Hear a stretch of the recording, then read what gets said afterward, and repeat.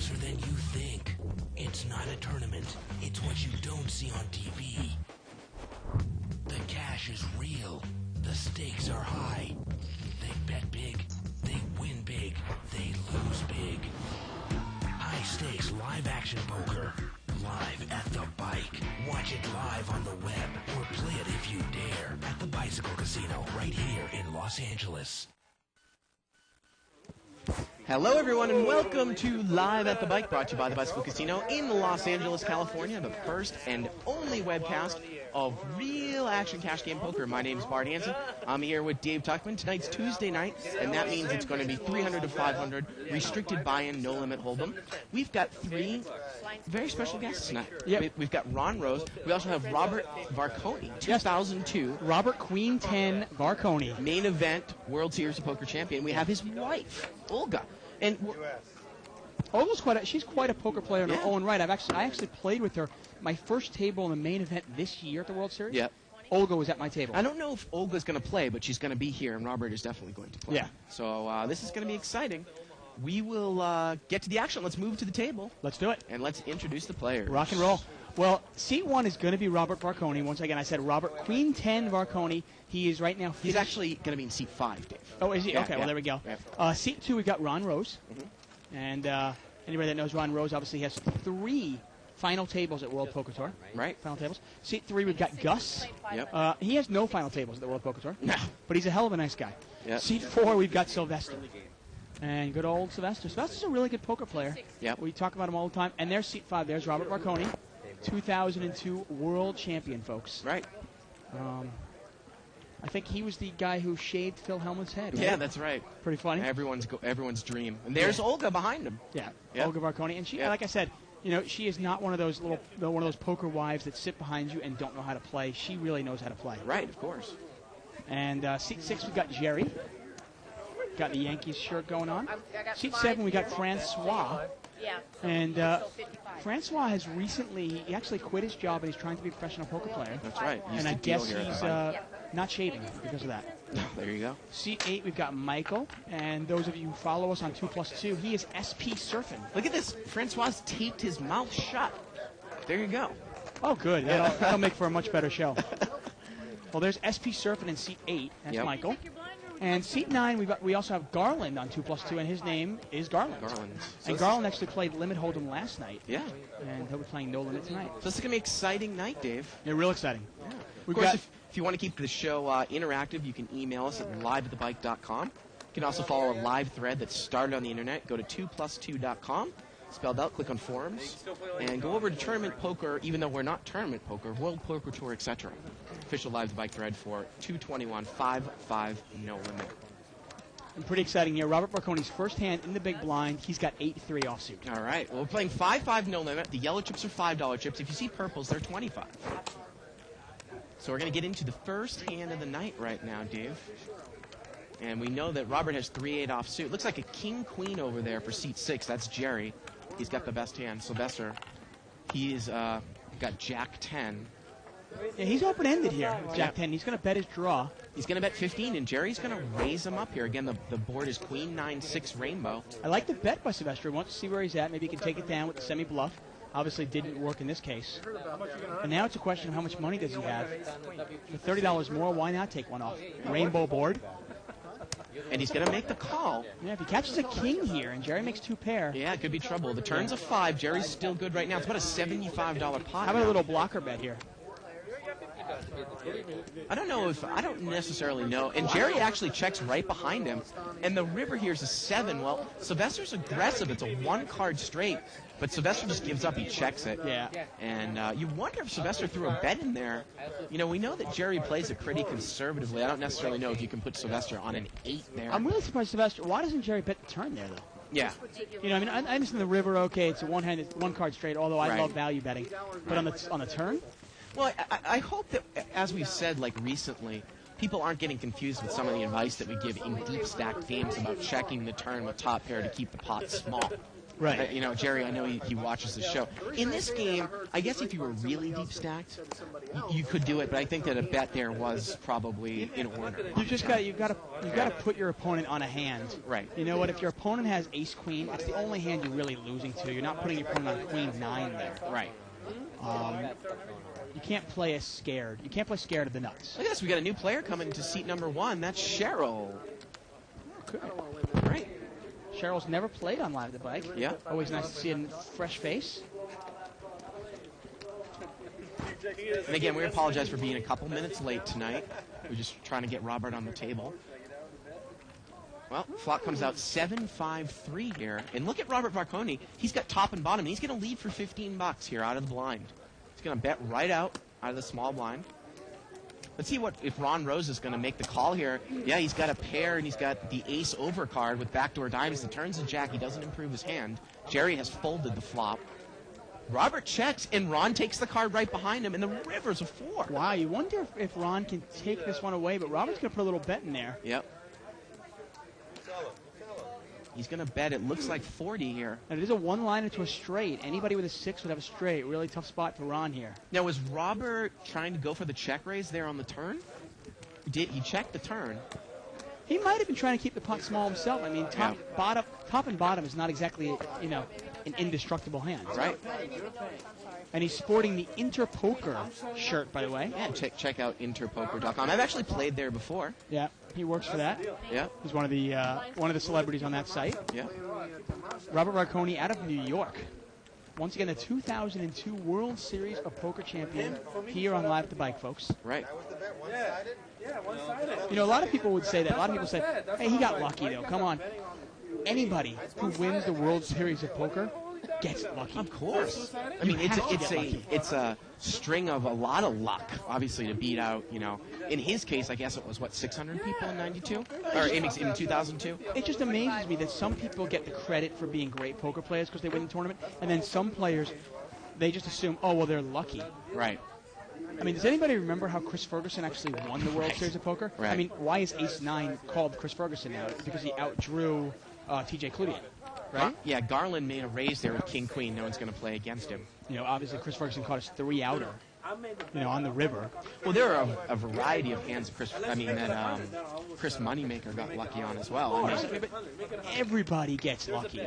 Man, Scotty Wynn, the year he won it, I think he won in 1998, I want to say.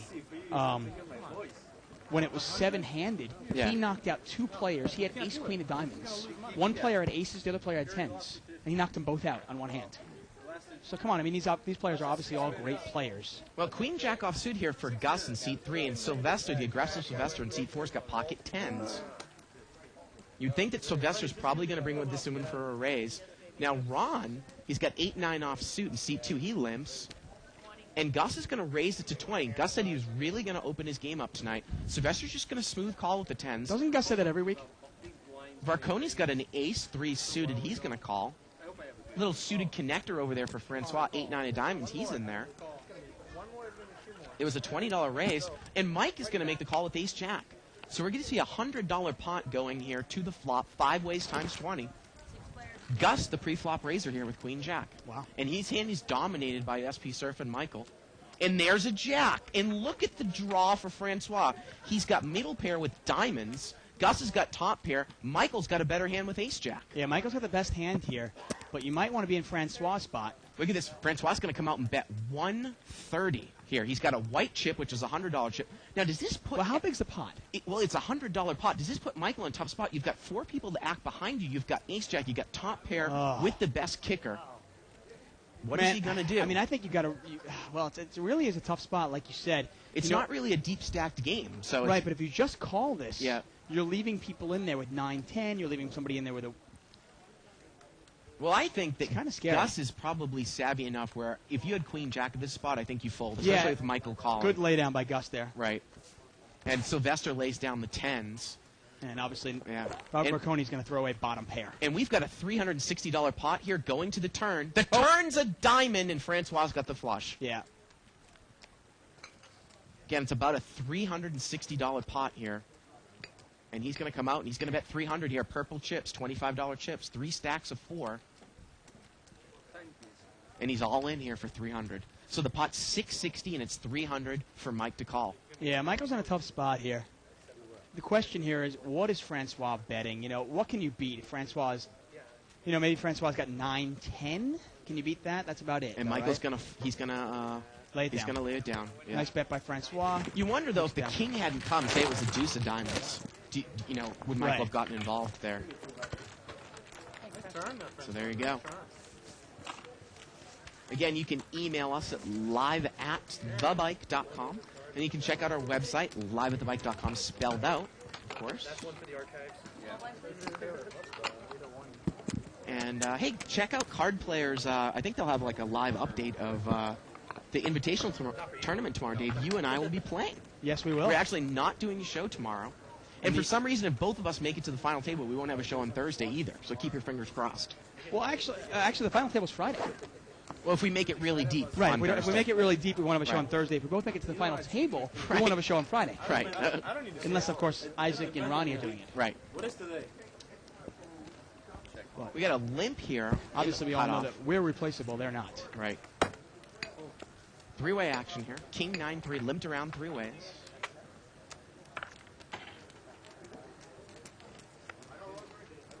Turn here is a king. It got checked around on the flop.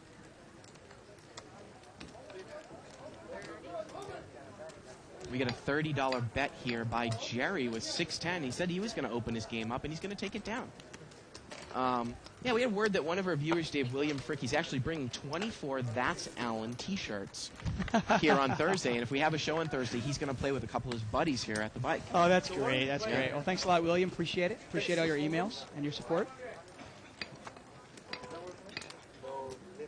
Button is in seat 8 right now. Of course, on Small Thursday, blind, we usually do $80 no limit or $200 no limit. So. Small blind is Garland. Yeah. Big blind is Cheryl. And both the small blind and the big blind, they're both $5. Now, Robert Varconi's got an ace-10 of clubs here in seat 5. Ron Rose is going to bring this one in for a little raise. He's got pocket kings in seat 2. You have to learn at the same time. He makes it 15 to go. Kind of a small raise. Maybe he's trying to get somebody to re-raise. I got to say, I'm a big fan of Ron Rose. He's such a nice guy. Really is. Quality guy. Sylvester makes the call. He's got a gap-suited connector, deuce 4 of hearts. Robert's calls too, yeah. Small bet there by Ron Rose. He really invited these players in there. It's worth more than 100 actually. So we're going to see it here. It's a $50 pot going 3 ways. Ron's got the overpair. Here we go. Wow, queen. Ooh, wow. 9 deuce. Sylvester's got bottom pair and a flush draw, and Ron's got the overpair. Yeah, this could get interesting, folks. He's Ron going to does not have the king of hearts, though. He's going to bet the pot. He bets 50. We know that Sylvester's aggressive. He's got a big draw here with bottom pair. He's got 9 hard outs. He could improve to trips with 2 deuces and 3 fours. Yeah, he's got 14 outs here. Yep. And it looks like But he's just going to call. he's just going to call. Wow, okay, that's a pretty passive play by Sylvester. Usually you see Sylvester raise with a draw like that. Turns a jack, and Ron's hand is still good here. Well, that's a scary card, though, Yeah. for Ron, though. Because you start putting your opponent on a hand, you go, well, maybe the guy's got jack 10, maybe he's got queen jack, maybe he's got, you start thinking of hands he might have, and the jack has got to be somewhat scary for him. Well, the pot was 150, and he's going to bet here. It looks like. Looks like about $100. Yeah. So the pot's now 250. 100 to call. And you know, if you're Sylvester here at this point, again, we're not really playing deep stack. He only looks like he's got maybe 350 left. But if you were deep stack, now you could actually wait until the turn to make this move. Yeah, the board well, actually got scarier. Definitely. You've got a couple $1,000 behind Right. you, and he's got a couple $1,000. It almost looks like Ron Rose's bet was a little scared maybe there. Right. Either scared or he had the nuts, like king 10. It's a $100 bet here by Ron Rose, and Sylvester's trying to figure it out. And Sylvester's got to think about now, he's got 14 outs to the win, but does he know that? And he's going to move all in. He moves all in here. Wow. Yep, he's going to move all in for 310. So when he moves all in here, so he's waited to the turn, it's going to be another 210 for Ron Rose to call. So the pot right now, Dave, is going to be about 570. 210 to call. 210 to call. See, now that's exactly what you were just saying in terms of it's really not a deep game. Yeah, it's a really effective play if you both have $2,000, $3,000 behind. It still might work here. We'll see. But Ron's got to think here. It's about 200 to win 500. He's getting 2.5 to 1 on his money. Yeah, he's going to make the call. And I think in a deeper game, he probably, any player would lay that down. Here we go to the river. The river's a jack, and Ron Rose escapes. Yeah, he escapes there, and he's going to double up. And Kings are good. yeah, Ron Rose wins about $1,000 pot there. Yeah. Well done. Race for kings, huh? Nice hand there for Ron Rose. Button's going to move over to Garland in seat number 9. Man, I love Ron. Yep. A little bit of man love going on here. Nothing wrong with that. Again, as we point out as we start this show, the stacks are 100 times the blind, but Ron has invested so much money in that pot, and the pot has been allowed to be built up to be so big that it's almost proper to call in that spot. He can't. I mean, the interesting thing is, if you've got $1,500 or $2,000 behind, Right. and I'm sorry, and Sylvester makes it say 500 to go right there, raises it 500, Yeah. and then Ron Rose probably can't call that because he knows that he has to call the river as well, and Sylvester might have another $1,000 or $1,500 behind there. Right. But in this game, it's so short. He's getting 2.5 to 1 on his money, and there's no more betting on the river. In and out. I don't think Ron can get away from that. Cut off on the food. Look at this comment here by Mucci 416. Bart's really getting away from those black shirts. Yes, indeed. Do you like this shirt? You said, boy, it looks spiffy today, huh? Yeah, you look good. You look good. I mean, I don't want you or anything. Don't worry. But you look good. Ace Queen here for seat 3. That's Gus. He limped in. Limped in there. That's funny. Sometimes people will see a celebrity or a poker celebrity like Robert Marconi or Ron Rose on the show, and they expect, fireworks. And you have to understand that a lot of these players, they're professional poker players. They're not going to necessarily, dunk it up and play a lot of hands. Most professionals are pretty, patient and disciplined, and they wait for the cards. 4-way action here. C2's in there with a king 6. The flop comes 10-5-4 here with a couple hearts. Yeah, Cheryl's got top pair here. Top pair, king kicker, and she's going to bet it. She bets 20. And I don't think anyone really has anything to call. Well, wait a minute. Is Gus going to make that mistake of playing a kind of a big hand here? He's going to make the call. Yeah, it's interesting here. It's Cheryl betting, and I don't know Cheryl that well, but hey, I don't want to be stereotype people, but generally if a woman is going to bet straight out into a pot, she's usually got something. Well, exactly, but and look at this, the turn's a queen, and now Gus has top pair in the nut flush draw. She's going to check him. What I was going to say, Dave, though, was about that. You actually took the words right out of my mouth. Maybe Gus was thinking, she has a 10, and I can take it away from her later on if any type of overcard comes. Right, okay. And he's actually picked up the best hand. He's going to bet here, looks like 75. Well, she's going to need an offsuit king. And she calls. Or a jack She's that's got not a heart. 10 of hearts in her hand. And the river's a queen, and Gus has got trips, and now is she even going to get more involved? Well, that third queen there. Yeah. Second queen on the board there, third queen for Gus is really going to make it hard for her to get away from his hand. And But he's she can't be bet, hearts. He's going to bet 100. Oh, 60, excuse me. And she does not call. And what we were saying again is we don't want to, sound chauvinistic or anything, but when you're sizing up players, normally, and it's not 100%, if you sit down at a table with a female poker player, they usually play it pretty tight passive, pretty straightforward. Now, she's going to come out and bet. Everybody take him down. With ace queen, if you're Gus, you figure, well, she's got a 10. Maybe she's got queen 10, king 10, ace 10. Yeah. Can I take it away from her if an overcard comes to the 10 on the turn or a heart? Yeah, I'm going to give her credit for her hand. I mean, and it's not just women, obviously. We look at Garland in seat 9. Right. I would assume the same thing on Garland, too. Right. It's also the same thing with seat 8. Michael, SP surfing there. Sylvester's actually straddling here, and he's got 500 behind. He rebought. Let's make it 500. And suddenly we've got a couple of big stacks on the table there. Ron Rose with about $1,000 and Gus with about $1,000. Right. Once again, we are live at the bike, folks. I'm David Tuckman here with Bart Hansen. We've got a special night of Hold'em here, No Limit Hold'em, with Robert Varconi, Ron Rose.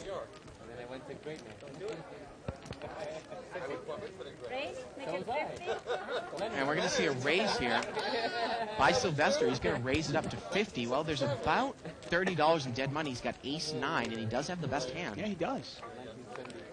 Kind of taking a play right out of Corporation Mike's book. He's there. even sitting in Corporation Mike's favorite seat. Right, seat 4. Corporation Sly, we'll call him tonight. He's been on fire. Corporation Mike is up about $50K in the last week. $50,000 in 1 week. Yeah. I yelled at him last night, actually, when I saw him because he did not play in the LA Poker Classic, the World Poker Tour Right. $10,000 tournament. And I was upset with him because I said, Michael, man, I go, this is your spot. Right. I go, that's what you got to play for. And he looked at me, he goes, well, $10,000 is a lot of money, Dave. But you made that in, what, 2 hours? Button moves over here to Ron Rose. It's interesting. We've had a couple proposals. Baron Bangor Toth actually proposed to me, Dave, about kind of setting up a prop bet between who wins more money in the next 6 months, Mo or Mike, in the same game.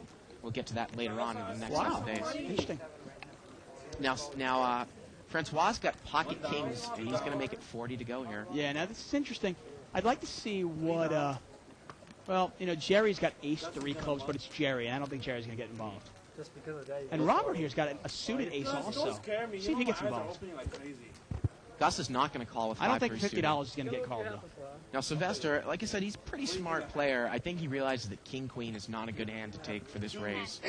The only thing I'll warn you about Sylvester is, and here it is, Sylvester is a great player 90% of the time, but 10% of the time he gets too emotional.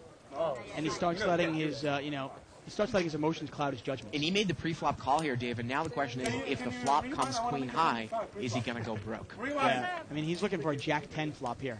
Here we go to the flop. Well, ace Jack 9 here. He's got a gut shot to the 10. Yep. And that's a scare card for Francois. And obviously the Robert Marconi would have won this hand with the ace, but obviously the proper fold there, ace deuce of hearts. Sylvester checks, and Francois is going to bet. He's going to bet 75 here. Into about a, what, $110 pot? Sylvester's not going to They get held involved. up this son of a gun. King! Okay, this is the last time I show. Where's that tape? Yeah, exactly. He did have tape over his mouth earlier on. Where is that tape? You're lucky if I... Seat Button's going to move over there to Gus in seat number 4. You know, and I see this on the, I'm looking at 2+2 posting from CW Siggy here, and I'll get to it in a second after the chip count. Yeah, let's take a look at the chip count here. So this is what we are at now.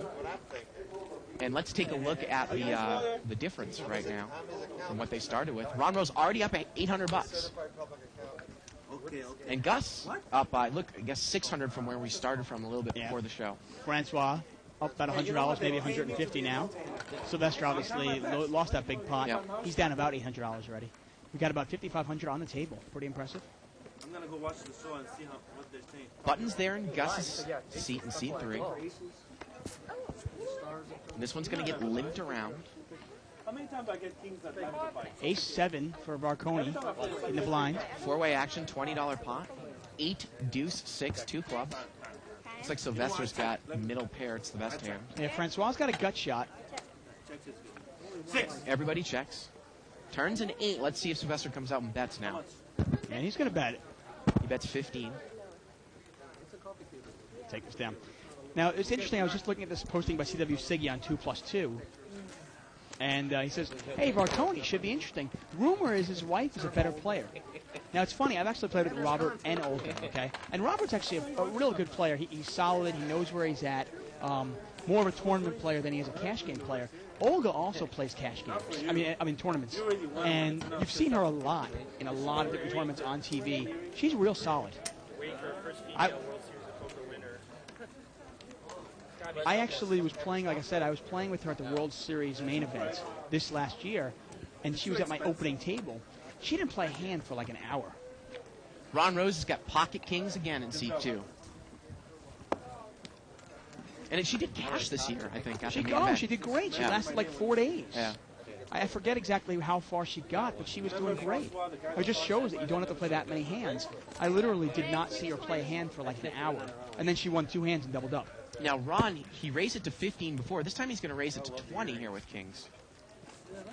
And I don't think he's going to get called. And it looks like Robert had an ace-9 offsuit in the small blind, did not call, and Jerry had queen 10.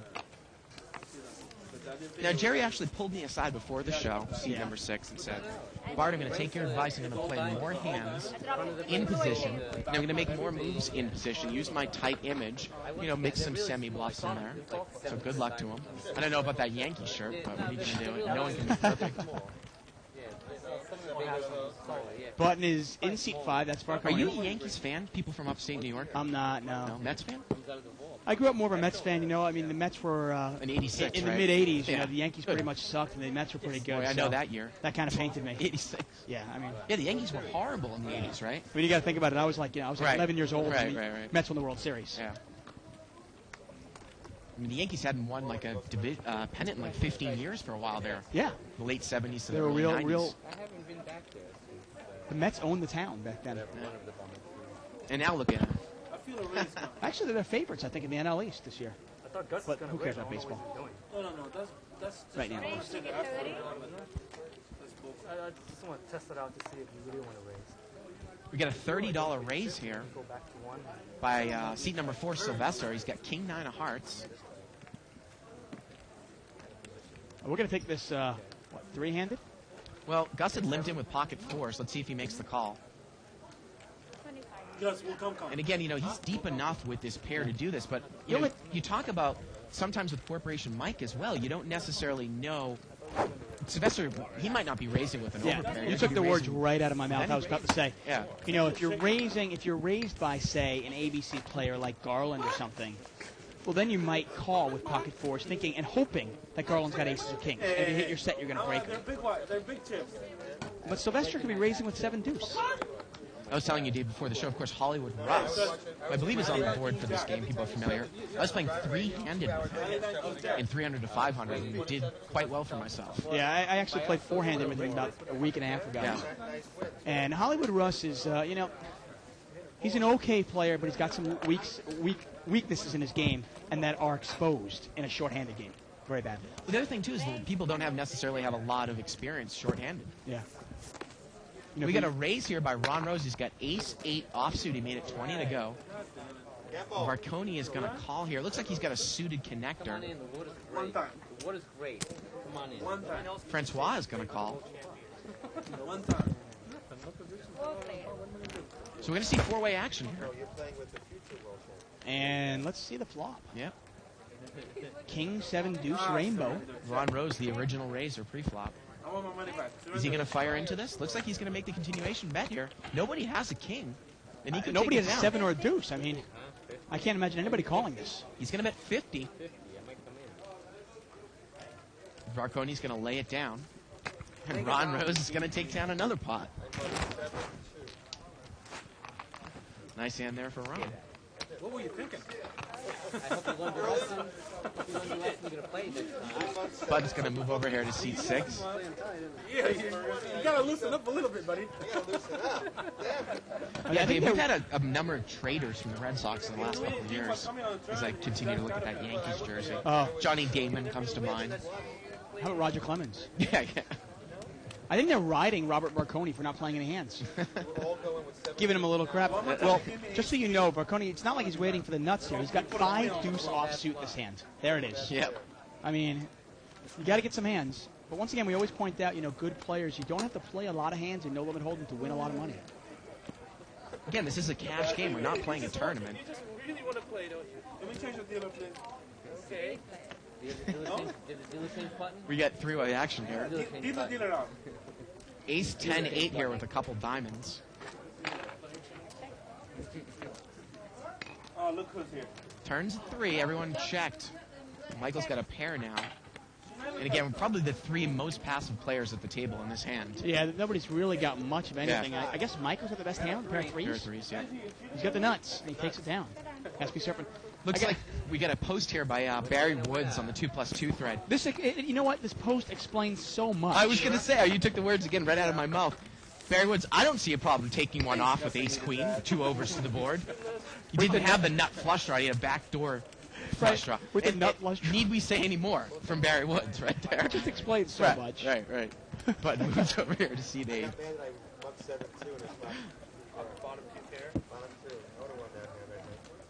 That's SB Surfing over there. Seat 8 on the button. Yeah, short-handed. A lot of players don't have experience. They play three-handed, no-limit hold'em, and it's just... Well, people get their ego involved sometimes, or they Yeah. want to play even. They'll normally play in a 7 or 8 or 9-handed game, and the game starts getting to 4-handed, and they don't want to get up. So they go, Right. okay, I'll play. How hard could it be? Right. Now, obviously, it's a completely different game, 4-handed than it is, say, 8-handed. I don't actually like playing 6 hand. I obviously I play a lot more online than you do. We're gonna see three-way action here. Couple spades out there. Jack 7-5. Look at Cheryl's hand, middle pair with his flush draw. I mean, she's got a great flop here. But interesting here, Garland's got top and bottom. And he bets 15, and Cheryl just calls. Now Jerry's got middle pair. He's not going to overcall. You have Garland with the top and bottom here. Cheryl's got a big hand here. Let's see what happens. Turns a deuce, no help. Now, obviously, since Garland already has 2 pair, Cheryl's outs are fewer. She actually needs a 7 or a spade. Garland's going to bet 40 here, and let's see what Cheryl does. She's going to call. And again, if an 8 comes, it's no good. She needs a 7 or a spade. She's got 12 outs. Here we go to the river. And the river's a spade. Let's see how Garland plays it, Dave. The pot's about 120 bucks. You know what? There's no real draw out there, except maybe if she had 6-8. Garland's going to bet 30, and let's see if Cheryl raises here. Yep, Yeah. she's going to raise. And that should tell him all he needs to know. He put out a little kind of blocker bet, I think. See if he can name his price. She's only going to make it 40 more, so when he bet 30 and she called the 30, wow, I was going to say the pot was about 200 and it was only 40 more for him to call, and he folded the 2 pair. Wow. He's getting 5-1 on his money. It's one of those times, though. What could she be in there with? You wonder, is she capable of bluffing on the river? I'm not sure. I don't know. The funny thing is, we don't mean to stereotype women, because we had a very aggressive, almost reckless female player on the show last night. Yeah. In Limit Hold'em. We did. Yeah. And she won last night. Right. That was Julie. And obviously, neither one of us are really familiar with Cheryl's play. Right. But I don't see many players, men or women, raising the river on a bluff like that. Right. I have a monster. It's a pretty advanced play.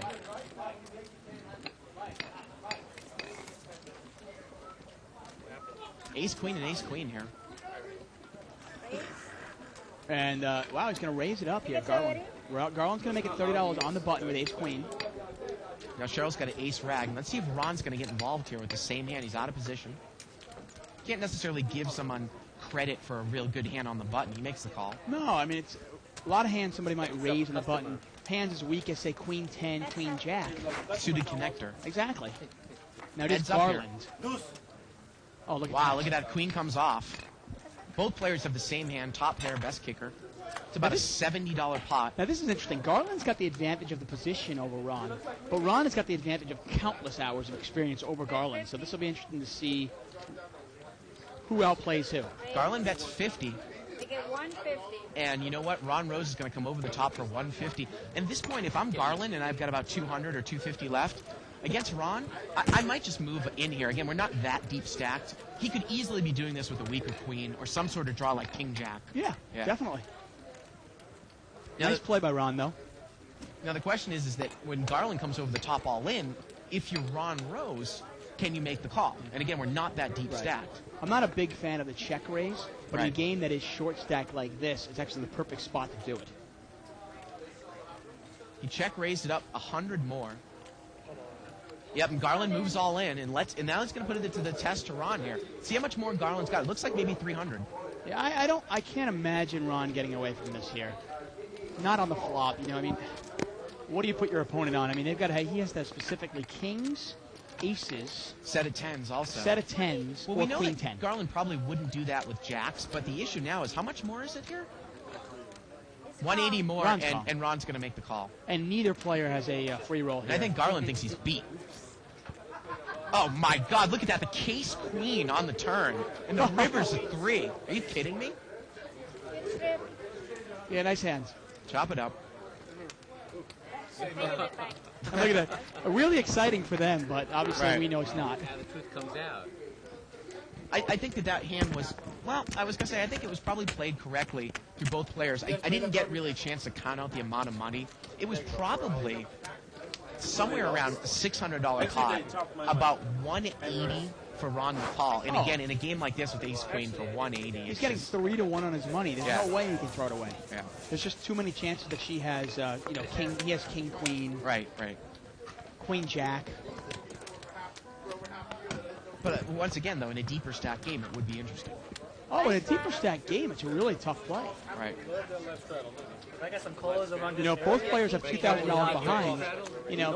I got to put my money on Ron Rose there.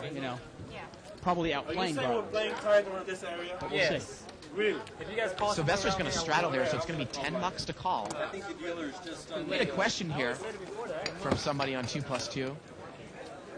What does the floor lady do when she comes around with her card scanner? She's wearing blue today. Issuing comps? Well, sort of. Yeah. You get paid $5 an hour to play this game in a no-limit Crazy. game. So if you get a card, you play for more than 25 hours a month, you're making money. That's I mean, what can they're you scanning say for. that again? I mean, it's unbelievable. $5 an hour. $5 an Plus hour free food. to play poker and you get free food. All right.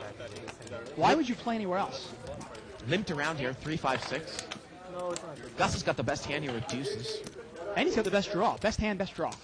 And he's going to come out and lead here, Dave. 25. He bets 25.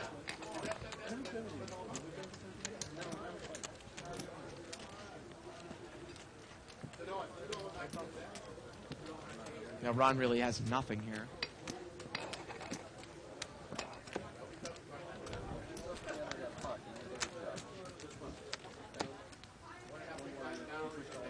Well, you'll check tonight. I'm pretty sure you're going to watch that. Well, he's still thinking about something here, Dave. Well, whenever you watch it, you'll see it. Thinking of making a move, maybe, I guess?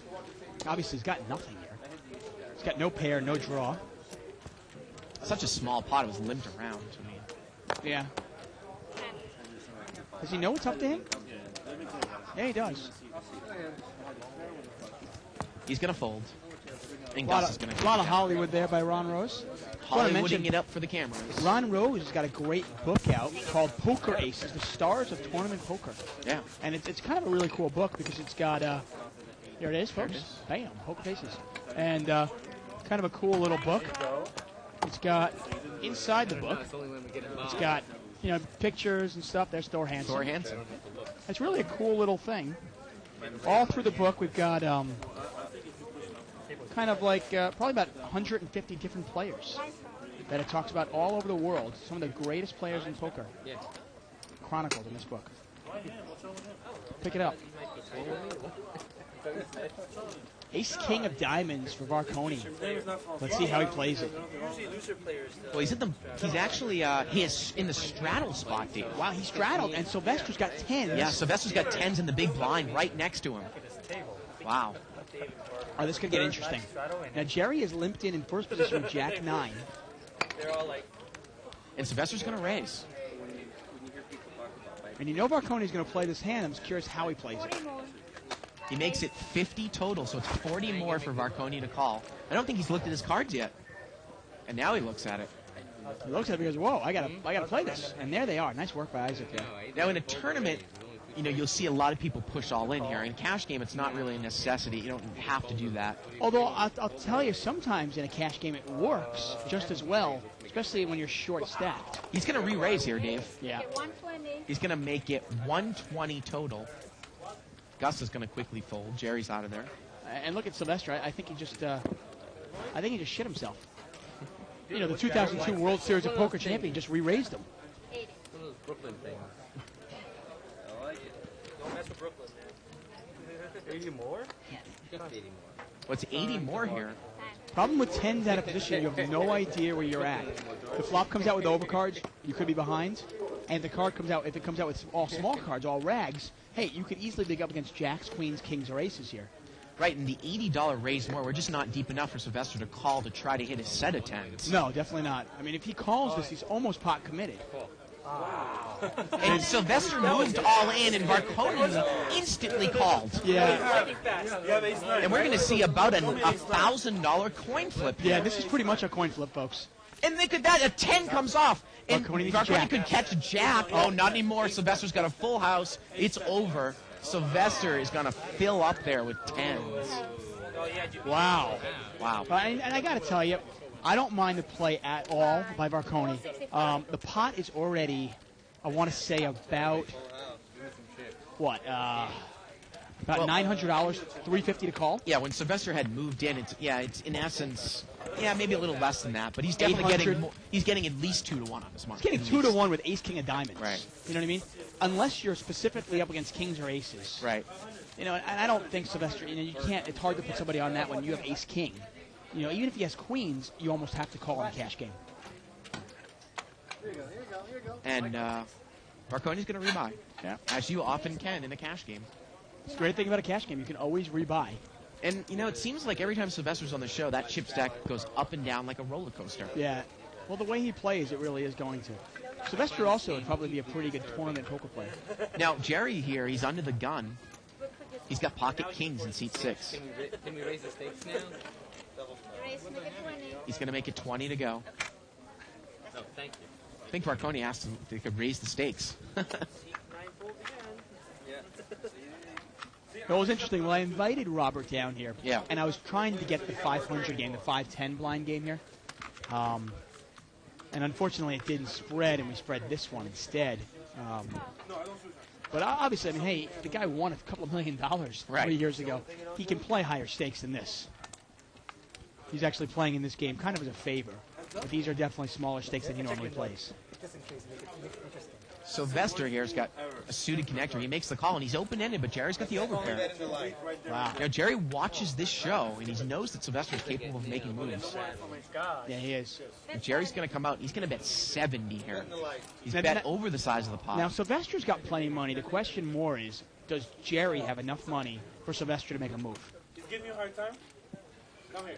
Leave this guy alone. And the button is in seat 3, so Sylvester actually checked Yep. And Jerry bet Jerry bet over the size of the pot. Bet 75. into about a, what, $60 pot? Yeah. What? And this screams like Jerry has an overpair. And you hear what Sylvester says. He actually asked him, how much money do you have? Jerry told him, and he goes, that's it? Looks like Jerry might have maybe 300 left. And I think this is why Sylvester's going to throw the hand away. Right. I guarantee you, if Jerry had probably $600 or $700, Sylvester takes one off. Takes one off or makes a move right Or there makes on a the move, flop. right. Yeah. Again, we are playing a form of restricted buy-in, no limit. Yeah, and even though this game gives you a lot of bang for your buck, it still is a restricted buy-in game. You're not dealing with really super deep stacks. You can really see the wheels turning in Sylvester's head. Nice, just his thought process.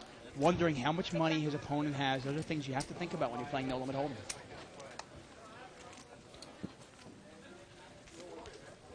Again, you can email us at liveatthebike.com. Questions, comments, suggestions. As always, appreciated. Thank you for your email, William. Appreciate it.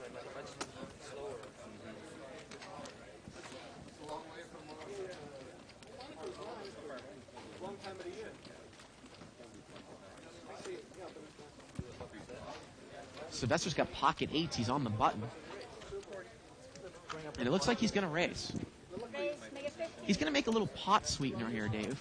And this type of raise here on the button, you know, accomplishes a few different things. He might get it checked around him, and he might get to see 4 cards to try to hit a set. We're going to see 5-way action here.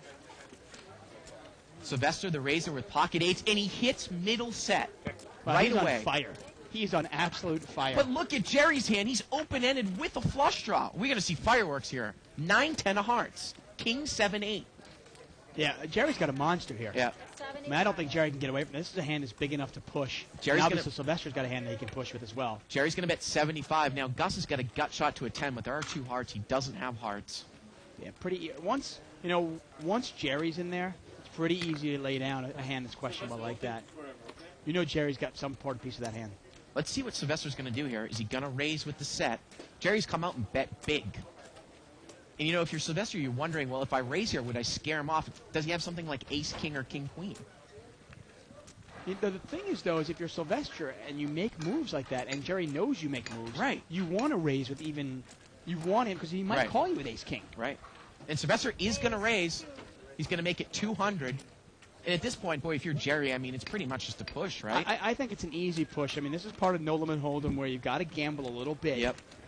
Jerry's got to realize that even if I'm up against a set, He's not that much of a dog. It's probably 60-40, right? yeah, even if you're up against a set here, I want to say it's like 58-42. And if you can use your image as Jerry, Yeah. if you push here, you could get Sylvester to lay down aces or Yeah. ace-king here And easily. if you're up against ace-king here, Yeah. if you're up against But he ace just king- calls. Yeah, if you're up against ace-king here, you're actually a favorite.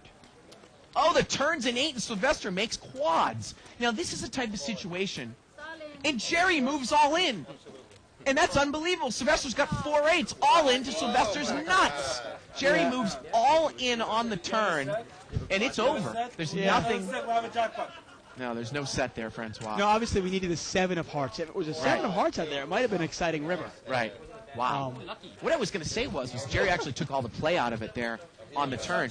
Oftentimes I'll see even good players like Mo and such, when they make quads on the turn or where they fill up, they like to check the turn in position to, I guess, let the guy catch up. Now, I actually am a proponent of building a pot, even maybe sometimes even betting in a draw. Building a pot up so that if the guy makes it on the river, you can put an even bigger bet in on the river. The pot makes it. The pot's so big that he doesn't want to get away. You've got to build a pot up in those situations on the turn. I don't know what Sylvester would have done on the turn, but I probably would have bet with 4/8 on the turn. Yeah, maybe you put a small little bet in there, make it look like a weak bet. Right. So Jerry actually played the kind of stop and go there. Yeah. Oh, shoot. That was Not a bad play by Jerry. I really would have rather see Jerry just push back on the flop and move all in. Yeah. Out of position.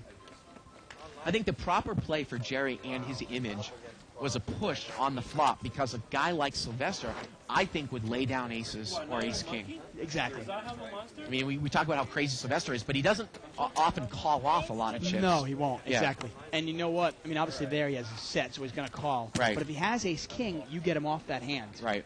And if he calls you, okay, you're still a favorite with Exactly. with 9-10 of hearts. Made a little raise here, I think by Robert V. Ace-Jack. He's Wow. hit top pair.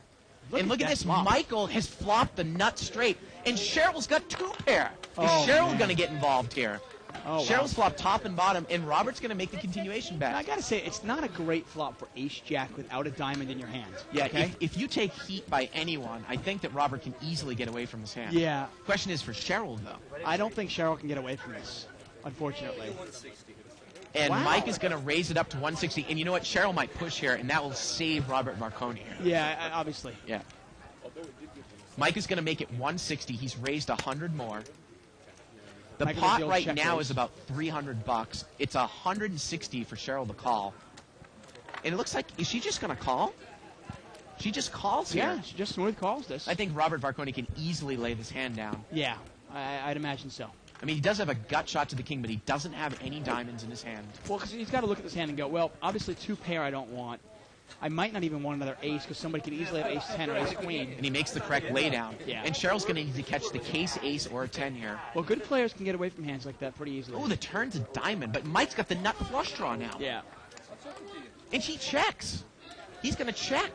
And Cheryl pushes all in. Do you have King Jack of Diamond, honey?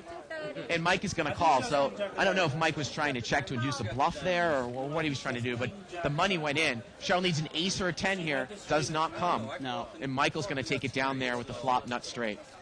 With the nut flush draw on the turn. Yeah, he had a big, big hand there. I'm surprised Michael didn't put the bet in there. And my question for Cheryl, did Cheryl think she was slow playing the flop? Because when it got checked to her on the turn, she moved in. I think she might have thought she was slow playing, and I think she was scared of the 3rd diamond out there. She obviously did not have a diamond in her hand. Yeah. Didn't want a 4th diamond to come off and kill her. It's tough to get away from 2 pair, you know? It really is. See, as soon as Alex Derek touches me, go all out. Button moves over here to Francois, seat 7. Get a couple of emails here from Dan Baba. You know, I used to have a friend named Johnny Baba. And I assume Baba's an Italian name, right? I guess so, yeah, I'm not sure. I assume so. But the funny here, we got this email from Dan Baba talking about how he's playing internet poker while he's drunk. Right. And I'm not sure if that's a common occurrence, but I know Johnny Baba, he was a complete drunk. I mean, this guy, every single time I saw him, he was either on drugs, you know, or he was drunk. I never saw him, you know, actually straight. Wonder if Dan Baba and Johnny Baba are related. Oh, Ron Rose has got pocket 10s. He made it 20 to go. And Francois got 9s. And if a ragged board comes, is Francois going to get in trouble? Yeah, you wonder this. Sometimes it's the problem with 9s, 10s, jacks.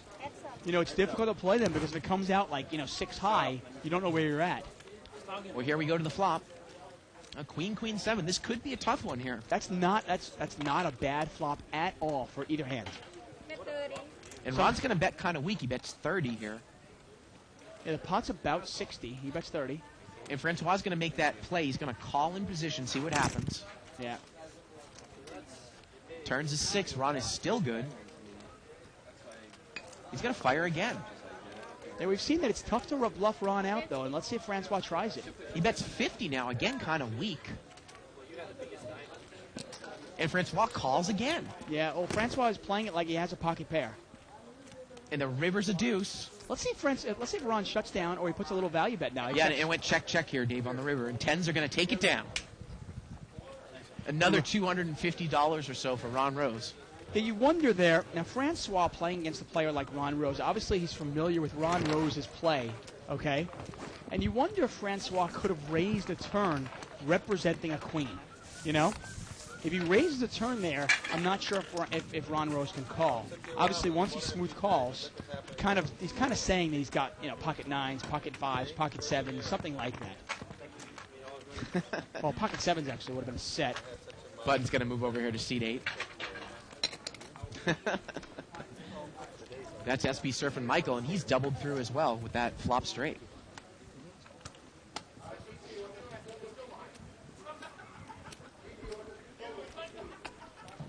Pocket kings here. Boy, we've seen that hand a ton of times tonight. Yeah, a couple of black cowboys here. And that's for Jerry, who took that beat with 9-10 of hearts. Moved into quads. How often do you see that? The funny thing is, how often do you have quads and somebody moves all in right into you, and you look down and you go, I wonder what I should do with this. Now Jerry's going to make the re-raise here to 75. And Garland's not going to play. Garland's real ABC in seat 9. Garland is Gus, 2+2, or he's Garland. Gus brought this one in with ace-9 of clubs. And again, when you got a player like Jerry re-raising you, pretty easy laydown. Yeah. Now, Robert Barconi had called the gap-suited connector. He's out of there. Jerry. You know what's interesting? I was going to point this out. If you look at seat 2, seat 3, and seat 4 now, and before we saw Sylvester in seat 4 and Ron Rose in seat 2, they duked it out. But Sylvester did not have enough money to get Ron Rose off of his kings. Now look at it. Now you wonder if they make the same play, can Ron Rose call? Well, that's what I like about this game. I mean, if this game's going for several hours, you can have 5, 6, 7 people with over $1,000, and you're only dealing with $5 blinds. Huge. Now you're in a deep stack game. Oh, huge implied odds. Yeah. And Barconi's got the same hand that he went broke in, by the way. He's got ace king of diamonds again. Yep. And let's see if this one is a little better for him. Oh, and look at this poetic justice here. Ron Rose has got queen 10. And Robert just limped in here. He limped in with the ace king. Well, I saw a couple times I saw when he won the World Series, I saw him limping in with aces and kings. Sometimes he limps in with his big hands. Yep, Ron Rose has got the queen 10. And Gus has got king jack of hearts. Here we go. Flop comes out all spades here. 9, 3, 8. What an ugly, ugly flop for ace king of diamonds. Yep. Oh, man. Seat 1 is also in the hand with jack 5 offsuit. That's not going to make any difference. No. You get a $15 bet here by Ron Rose with queen 10. Gut shot in the 10 of spades draw. Actually, Gus bet it, sorry. You're right.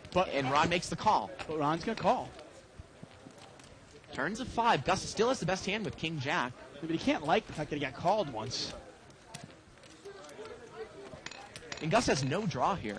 Oh, he's got 0. He got nothing. No pair, no draw. But he's going to win the pot with no pair, no draw. Yeah, he continues. He bets 35 and he takes it down.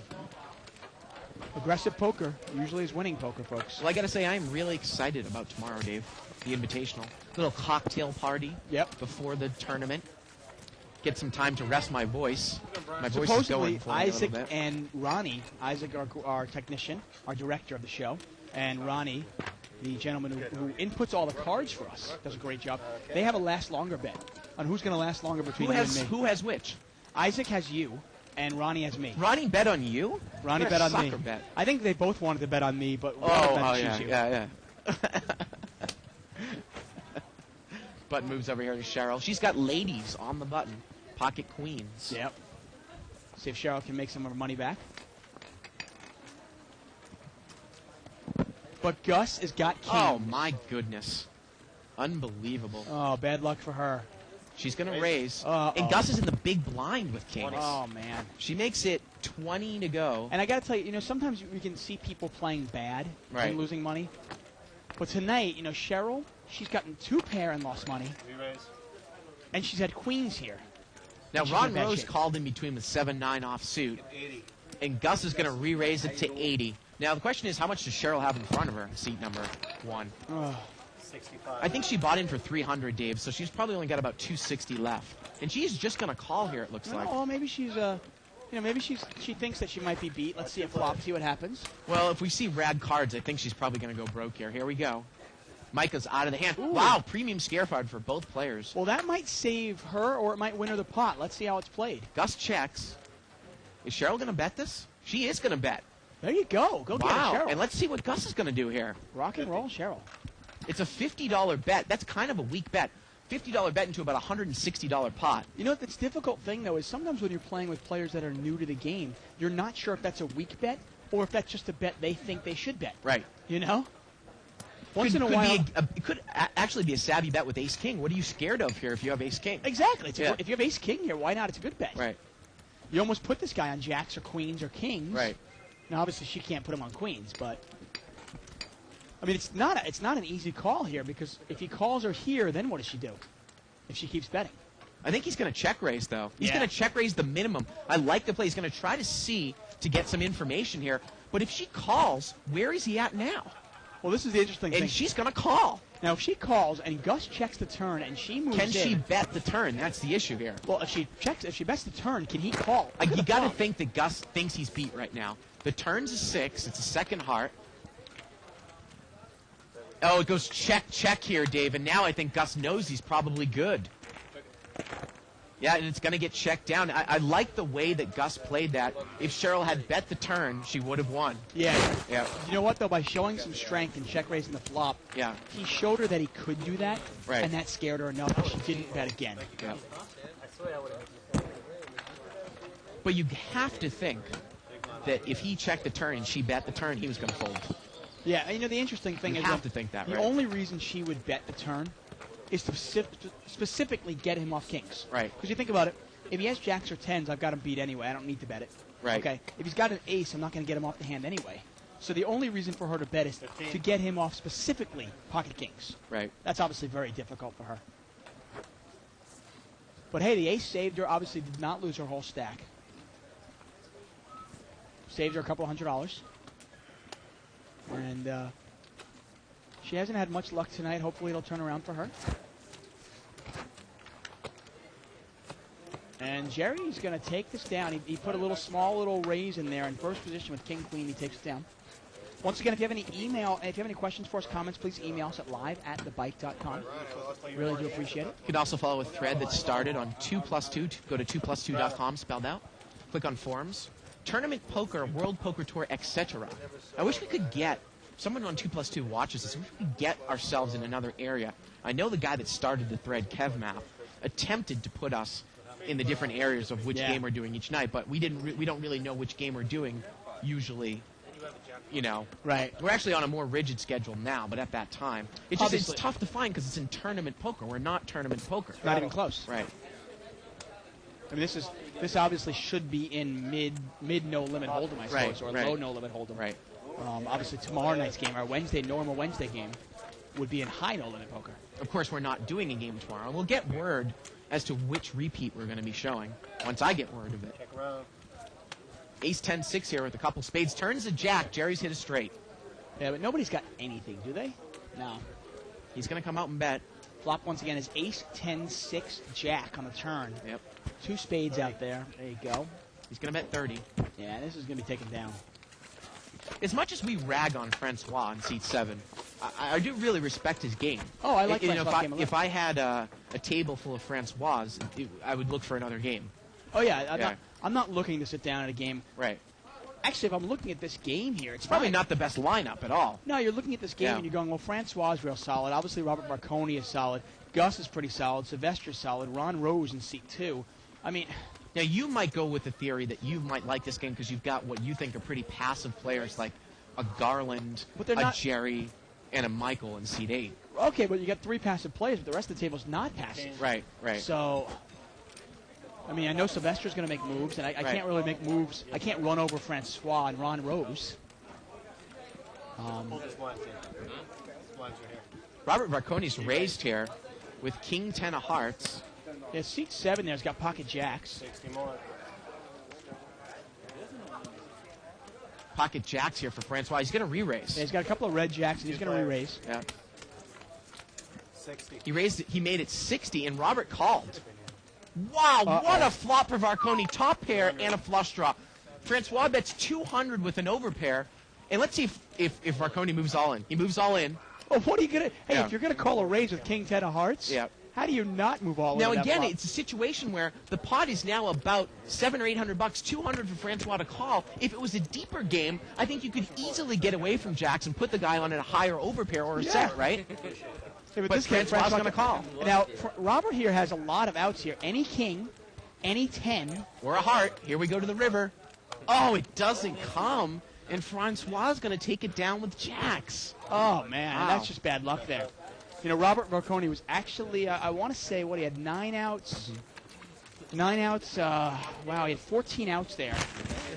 Literally 50-50. And again, you know, it might be a little bit frustrating for Varconi, who might play in bigger games in terms of having more money on the table, because you can't move someone off of jacks in that spot. In a deeper stack game, you can. Yeah, there's no way. Yeah. There's no way that Francois can throw away his jacks once he puts a $200 bet in there. Yeah. He's getting 3.5 to 1 on his money. Oh, it's more than that. Yeah, It's more than that. you can't do that. In a big game, though, you hate your jacks. Right. What can you beat? Well, because remember, the guy in the button raised. You re-raised, and he called. You have to start thinking, as you play more and more no limit, that if he makes the call, he could easily have a higher overpair than jacks. You know? He could also have 10s. Right. You know, I mean, there's so many hands you could have there.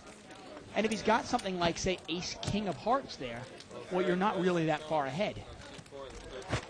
Two players. Sometimes a man's got to do what a man's got to do. It's the same thing. Well, if I call that, thankfully it's only $500. It's not 5,000. That's the lesson I'm working on learning. 30. Facing that demon. We got a $30 bet here. Continuate. Actually, Francois is going to come out and bet with top pair. Gus raised it up pre-flop with ace-queen. Francois called with 8-9 of diamonds. I got to tell you, I'm starting to feel bad. I invited Robert Varconi down here, and he's stuck $1,000 already. Poor guy. Look at this Gus here. Is he gonna raise it here with the ace queen? Let me throw something out at you as a special exception. Yeah. If everybody at the table didn't object, could Varconi say buy in for 1,000 or 1,500 in this game? And Gus made the raise and Francois called. Francois checks and Gus takes a free card. And the river is a deuce, and Francois is good right now. Yeah. And he's going to put a little value bet in there. Yep. Hope that maybe an ace pays him off. Let's see. He This bet is interesting. 60. Will Francois pay him off here? Remember, he has Gus. 2 pair. I'm sorry. Yeah. Gus has got 2 pair, 4s and deuces with an ace kicker. Yes.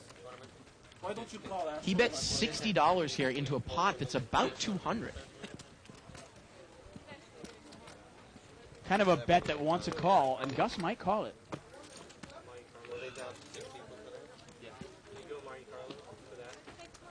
Well, I mean, well, he can't be on the nut flush draw, though, because Gus has got the ace of spades in his hand. No, he could have had 3-5. 3-5 is an opening straight draw. And he made the call, and Francois is going to take it down there with the pair of nines and 4s. Nice bet there by Francois. A lot of players would not bet that river. He put a nice value bet there. Thank you for the email. Sean here must have gone to the Pokulator at liveatthebike.com because he's got the odds here. That hand before, when Jerry had 10-9 of hearts, where he had an open-ended straight draw with the flush draw, and Sylvester had a set of 8s. It was actually about a 59-41. And the set of 8s were obviously a favorite there. Right, so like we said, against the set, you're really Even not in against that the bad. set, you're not that bad. And taking into account the fold equity of non-set hands, using his image from up front, Oh, yeah. it's huge. It's a no-brainer. What do you think about the way that he played it, though, the stop and go? Does that... I would have liked just, if you're going to do that, why not just move in right away? well, yeah, because the thing about the stop and go, too, is that it could come a card that might scare Sylvester, like if the flush card comes or something like that. Yeah, I mean, I don't know if you were trying to get him to It fold. also might get, Yeah. give him a card. It might give him a card that keeps him in there. Yeah. You know, who knows? Decide whose it was. 500. Limped around here. You can buy in 1,000. I mean, obviously his 4th 8 made him stay, huh? Bring your own beer. All spades on the flop here. No one has a spade here. Looks like Ron Rose has got 10 deuce of spades. Hey, Garland is Actually, not in the hand. 10 Actually, deuce. he is. Yeah. 9. Garland's got 5 of spades. Mike is going to bet 20 here on the button. That is a pure bluff, isn't it? Well, he's got middle pair on the button. Yeah, I guess so. Okay. Flop and nuts flush. He has the best hand. Yeah, you're right. You're right. And look at that. Michael uses him and takes it down. He also has the best hand, like you said. Once again, we're live at the bike, folks. I'm David Tuckman here at Bart Hansen. You can catch us every Monday through Friday from 7 to 10 p.m. This week, obviously, we have a couple of exceptions because Bart and I are playing in a World Poker Tour Invitational tomorrow.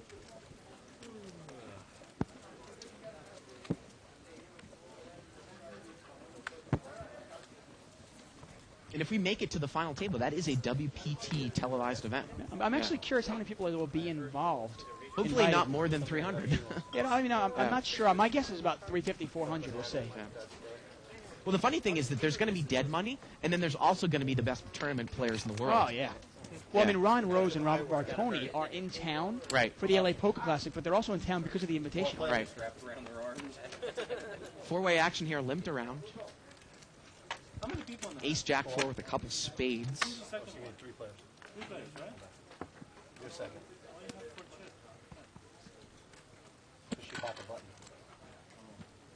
15. We got a $15 bet here by Garland with threes, and he looks like Francois got Queen Jack, and he's not going to get involved. Get an email here from Brian Elridge about the media player. And we are tinkering with all our... Yeah, apparently, I guess when we went to widescreen, you can no longer manipulate the size of the show anymore. Oh, wow. Yeah. And someone had emailed us yesterday about volume control on the Window Media Player, too. Obviously, we're always trying to add new technology to our show, make the show better for you and for us. Right. Please bear with us. I'd rather root for Brazil. It's all to make a better product in the end. Button is in seat 1. A couple of limpers in there. Action is over to Garland, who's going to not play. Cheryl there with an ace-4 suited on the button. And that's a hand that sometimes I would raise there with. Once in a while, when there's a couple of players in there, I'm raising for value there. I also have position on everybody. And if everybody else misses, maybe I can take it away. Flop of Queen Jack 10 there. Look at Robert. He's flopped the bottom end of the straight. Yeah, now in an unraised pot, that's a pretty good flop for you, huh? If it's a raised pot, obviously you've got to be scared of 8-9 because Ace-King is the nuts. Now, Gus is going to come out and bet with an open-ended straight draw to the king. Yeah. And Robert is just going to call here. Well, it's a rainbow board. Yeah, I don't think he puts anybody on Ace-King here. And Cheryl calls the gut shot to the king. Well, he's got to avoid an ace or a king here, huh? Oh, look at this. The turn's a king. And his straight is garbage now. Yeah, and he knows it. I mean, I'm sure he knows this here. Gus now has top pair. He checks. See if Robert puts a little feeler bet out here. He does. See if anybody has an ace. 50. Now, the only thing odd is, you might go, wait a second. How would anybody just call the flop with an ace there? Right. Well, you might put somebody on ace-jack or ace-10, but then you got to go, wait a second, why wouldn't Cheryl raise with an ace-jack or an ace-10 on the button? And look at this. Robert bets, Cheryl raises, and Robert quickly folds. Yeah. And I tell you, man, Robert, he's really put his money in with some good hands. I mean, ace-king of diamonds, he loses to tens. He's got top pair with a flush draw, and he loses to an overpair. Small blind goes. Big ones. Email here from Barry Woods. Dave Tuckman, you couldn't run over an old lady with a walker. Who are you kidding? The only one you can beat is me. And that's from Barry Woods. Yeah. Well, fortunately, I beat Barry Woods enough to bankroll my entire life. Cheryl's got pocket Thank aces you, Barry. in seat Appreciate 1. 20. And seat number 8 is going to raise it up to 20 with Queen 10 of clubs. Raise it. You gotta respect that. It's 60. She's going to re-raise it to 60. And this is a pretty easy laydown, isn't it? Yeah, I think so for Michael. I don't think he's going to get involved. Well, Robert Balcone's got Queen Jack offsuit. He's not going to make You the wonder call. if Barconi had Queen 10 if you call. It is his favorite hand, obviously. 40 more. 40 more to call? Yes, sir. You want some counseling? Let me look at you. Yeah, I think that Michael's probably going to lay this one down. Yeah, I'd imagine so. I mean, again, like, if you've got Cheryl, who's possibly might have re-raised you, and you had something like 9, 10 of diamonds, and you were really both deep, but... Queen 10, I don't really want to get involved. I mean, she could have queens, who knows. Heads up there, out of position. Yeah. You know the funny thing about Barry Woods, and I do love the guy. He's great. But there is nobody that I like winning chips from more than him. I mean, I just absolutely love to beat him. Pray to the poker god. Pray to the poker god. Ever since Ace 3, it's been downhill. Oh, you heard it. I would have tripled. Button's going to move over there to Gus in seat number 3. No, not You against gotta the gamble Kings. a little bit. Come on. What's the matter for you? Look at Gus. And just so anybody knows who actually plays here at the Bicycle Casino, we will still have a 25-50 blind no limit game here at the Bicycle Casino. It just won't be on Live at the Bike. Right. Yeah, that game is still going to go on tomorrow. Right. With his new Little watch. raise here by Gus on the button. Sylvester calls in the small blind, gap-suited connector. Well, Gus has got a gut shot here. Queen Jack 3. And he's got the best hand here with ace high. And it went check, check. Why you check so much? Bet 75. Turns a 3. One player per hand, please. They both Sylvester check checks. again. Well, let's see if, and Gus is going to check right behind him. Oh, the river's a 9. Sylvester backs into a pair. And it's a third heart. Gus has pocket And Sylvester pocket bets. fives. And look at that. A nice little value bet here by Sylvester. I like it. Now, the reason I like the bet here by Sylvester is just as likely to bet if he makes his 9 or if he doesn't make it. He will try to steal his pot. Well, Gus is not folded yet. He has ace 10 offsuit. Oh, now he's going to fold. Yeah, I like the bet there by Sylvester. Really good. Yeah. And he does not show. Blinds, please. Well played. Button's going to move over to Sylvester in seat 4. It's funny. Sometimes I will stay late here at the Bicycle Casino and play in a game. This is not a game that I would choose to play late. Stay late. Right, right. One more. The money is not easy here. There isn't a lot of dead money. Not at all. No. Not at all.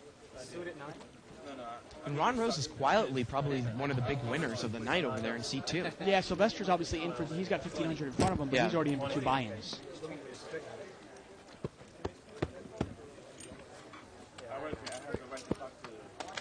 We got a $20 raise here by Michael in seat 8. He's got pocket 9s. And no one's going to get involved with him. No. This table is tight. $15 raise, and everybody mugs. I don't necessarily think the table's that tight, but Well, it's just like you said, there's no dead money here. Right. People are paying attention. Michael's a pretty tight player, and when he raises, they know he's got something. They don't want to get involved. Play around. now, let me throw something out at you. I think that Garland might be a good representation of a lot of the players that watch this show. Just pretty ABC, pretty tight. What is the first thing that you can do to kind of mix up your game a little bit? Well, there are a lot I mean, of it just things. seems like he's a little bit predictable, and I Right, love right. the guy, but we got pocket queens over here for seat number 7. That's Francois. He's in the big blind. And Varconi's got ace 10 of hearts on the button. Okay, just for you, Francois. Let's see if Varconi's going to raise. And he does. Raise it. On the button with that hand, it's premium holding on the button. Why You know not? what? Listen, I don't want to be mean. He made it I don't wanna take the 15, money again. I'm and gonna I think re-raise. Francois is going to come I back bet over the you top. I'm gonna re-raise. Yep, he's going to re-raise. Look at 3 ace suiteds. And look at Francois. He actually said, he goes, I don't want to be mean. I like you. Yeah. Please, Mucky. I don't want to give you a bad beat. What's he give me a good beat? Okay, then go ahead. And Varconi's going to call him. There's 1 ace left in the deck, Dave. Well, they're having fun. They're having fun. Well, and the pot's going to balloon up to about 150 here. Heads up. Oh, my goodness. Oh. And Robert's got top pair again. He is just cold deck tonight. And Francois comes and bets 150. Let's see if Varconi can get away from the hand. And Varconi's got to hate. I mean, he's laughing because Yeah. I think he knows he's behind here. All right, go on then. Okay, all in. He's moved all in, Dave. Oh God! And he's got 5 outs. To the room. Oh, He's got backdoor man. heart Ace draw. 10 is going to be Ace 10 and King 10, the He's absolute cold death of deck. him. He keeps hitting top pair with a draw. Here we go to the turn. Only one way to find out. Yep, he's going to need to catch the Well, case Francois ace. hasn't called yet. Yeah, he, He hasn't called yet. oh, wait a minute. They're talking about it. Flip cord. Just flip it. There you go. And they call. And the turn's a 7. They're talking about. Robert needs a 10 or Or the an ace. case ace. And the river's a 5. That is unbelievable. And Varconi goes to the felt again. Yep. Man, I tell you. How about we let Marconi buy in for like 2,000? Oh, man. Oh, that's just tough. I really don't want to. If it's Gus, I wouldn't even. And at least he's laughing. He's having a Gonna good go back time. into his. Well, you know what? He won a couple of million 3 years ago. Right, I right. think he can afford it. Yeah, he looks like he's having a good time. I'm Yeah, glad of he's that. obviously having a good time. Right.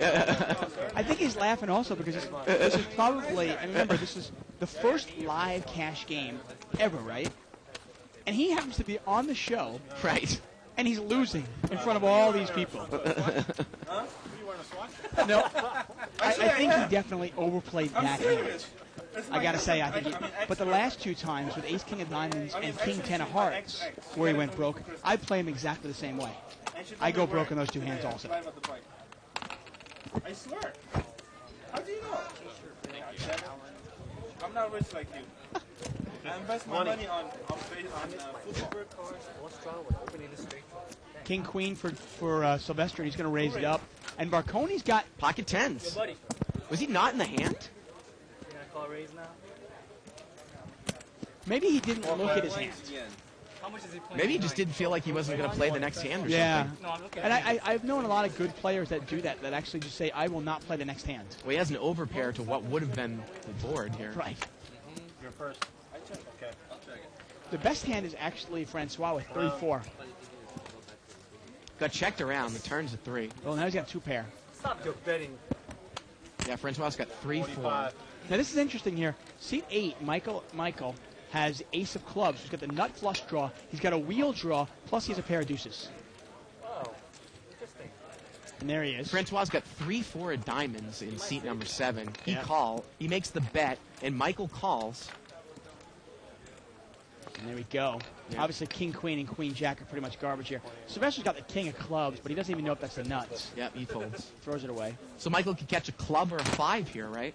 Club of 5 or a deuce. Doesn't want to check it down. Well, now he does. And the river's a 6. Francois escapes. Check, check.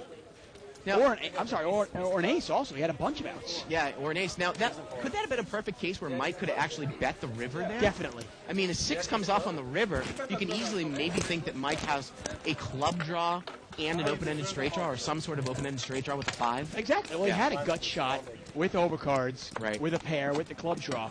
Why not represent the 5 there? But he just kind of checked it down there, Dave. Again, on Thursday night, probably a 95 to 99% of the time, Dave, chance that we are going to have a show. One of us is going to be doing a show. We don't want people to get confused out there. Tomorrow, we're definitely not doing a show. Anita, Okay. can I get some food service? Really? please? 95% chance? And remember, our show starts at Food 7. service. Right. I mean, if we just make it through the first day. Well, maybe you'll do the show What by ti- yourself. Maybe what you'll do the show by yourself.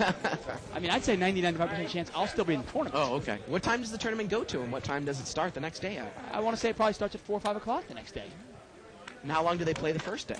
Probably 12 hours. Like a full tournament. 7 p.m. to 7 a.m.? No. It's actually, you're right. It's probably like 7 p.m. to 3 in the morning, Yeah. which means, the next day's not going to start till 4 or 5 o'clock. We've only got to survive 8-9 hours.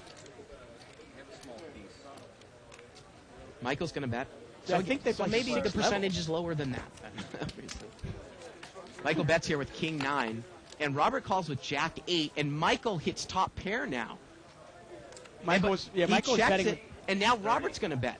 Well, Michael was betting with the King of clubs in his hand, obviously. And he's going to check call here with King 9.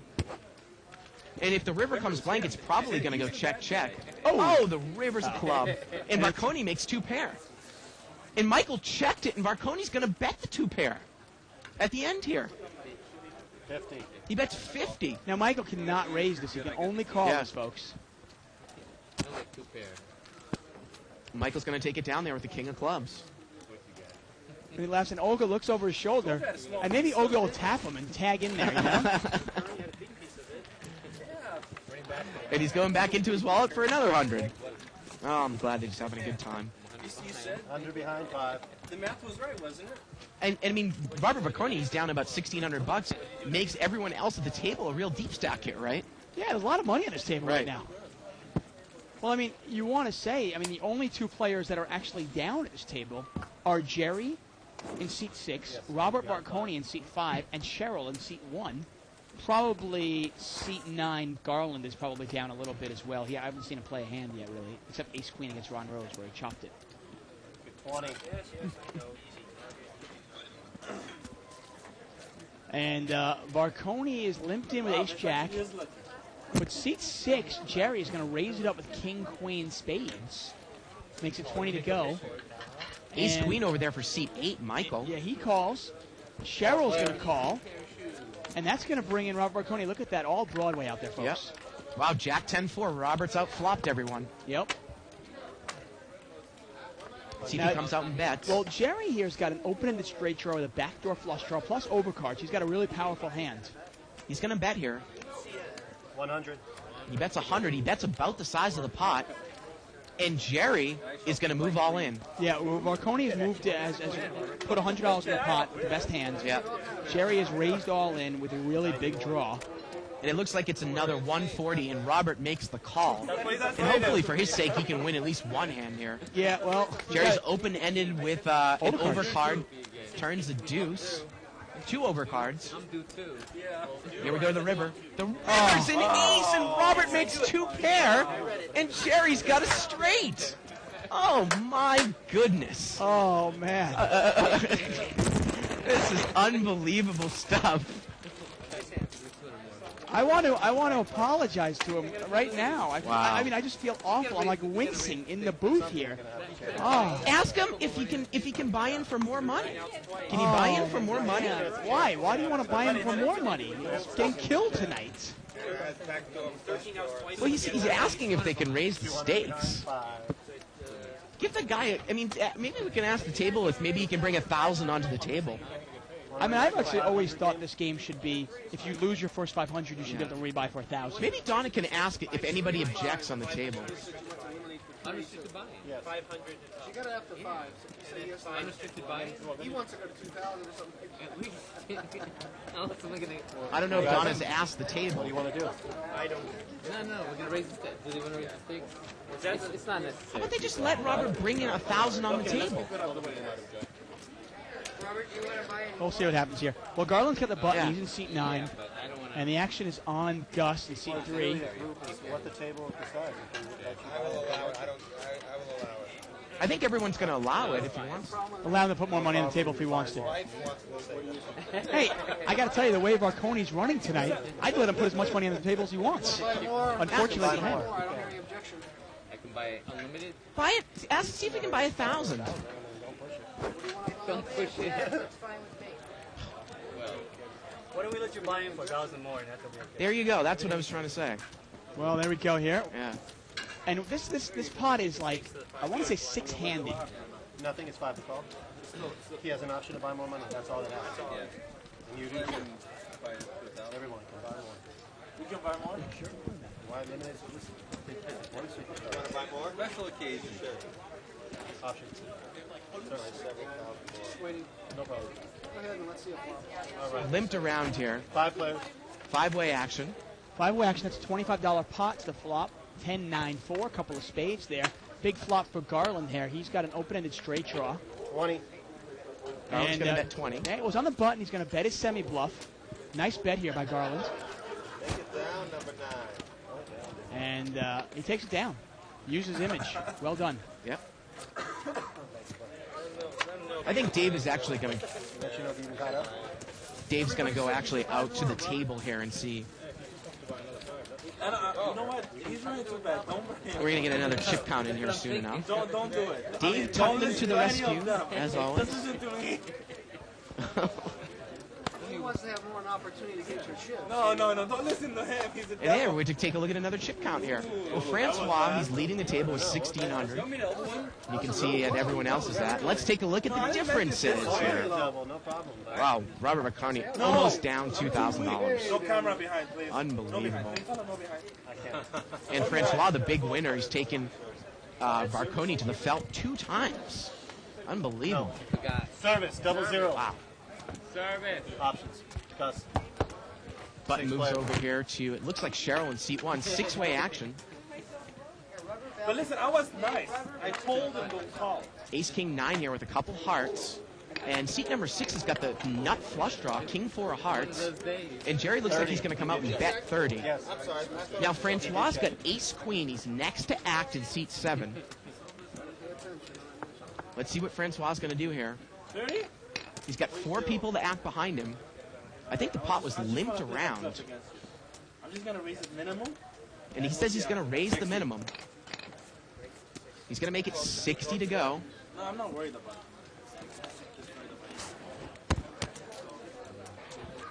And it gets folded around to Jerry, and he makes the call. Jerry's got a pair in the nut flush My draw. wish came Middle pair, and he does not come back over the top. The turn's a 7. Check it down. Jerry checks, and Francois's going to bet again. I think that Jerry missed another opportunity in an unraised pot to come back over the top on the flop. He had middle pair and the nut flush draw. He could have re-raised again, but now a heart comes on the river, and he makes it. What a sucker. And I think they said that they were going to check the river down, which is always confusing to me when you're on a draw because you don't make any implied odds. Don't do it. And Jerry wins it there with king 4. River actually had more money, I think. Yeah. Button moves over here to Ron Rose in seat 2. Nowhere. Rattle. We're going to see a live straddle here by Robert Marconi. Again, you can email us at liveatthebike.com. Questions, comments, suggestions. Straddle.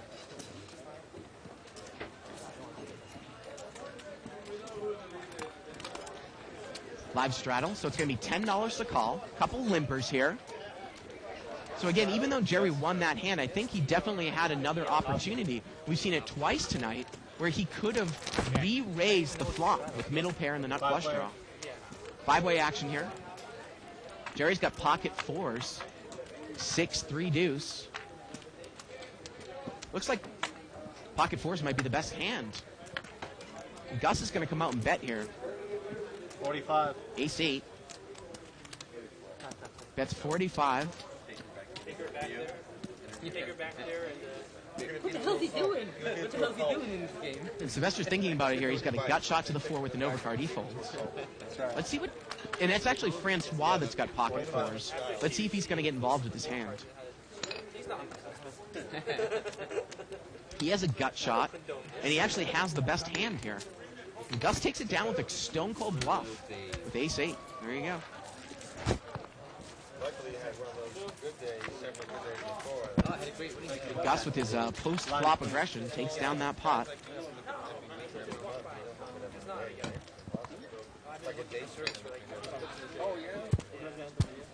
Got an email here from Matty G. He says, I've been a fan of the show for a while and just wanted to say, keep up the good work.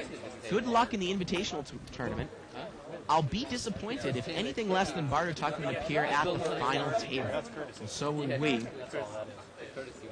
Hello to Matt Dean and Dead Money Kyle, who are Matty G's friends. There you go.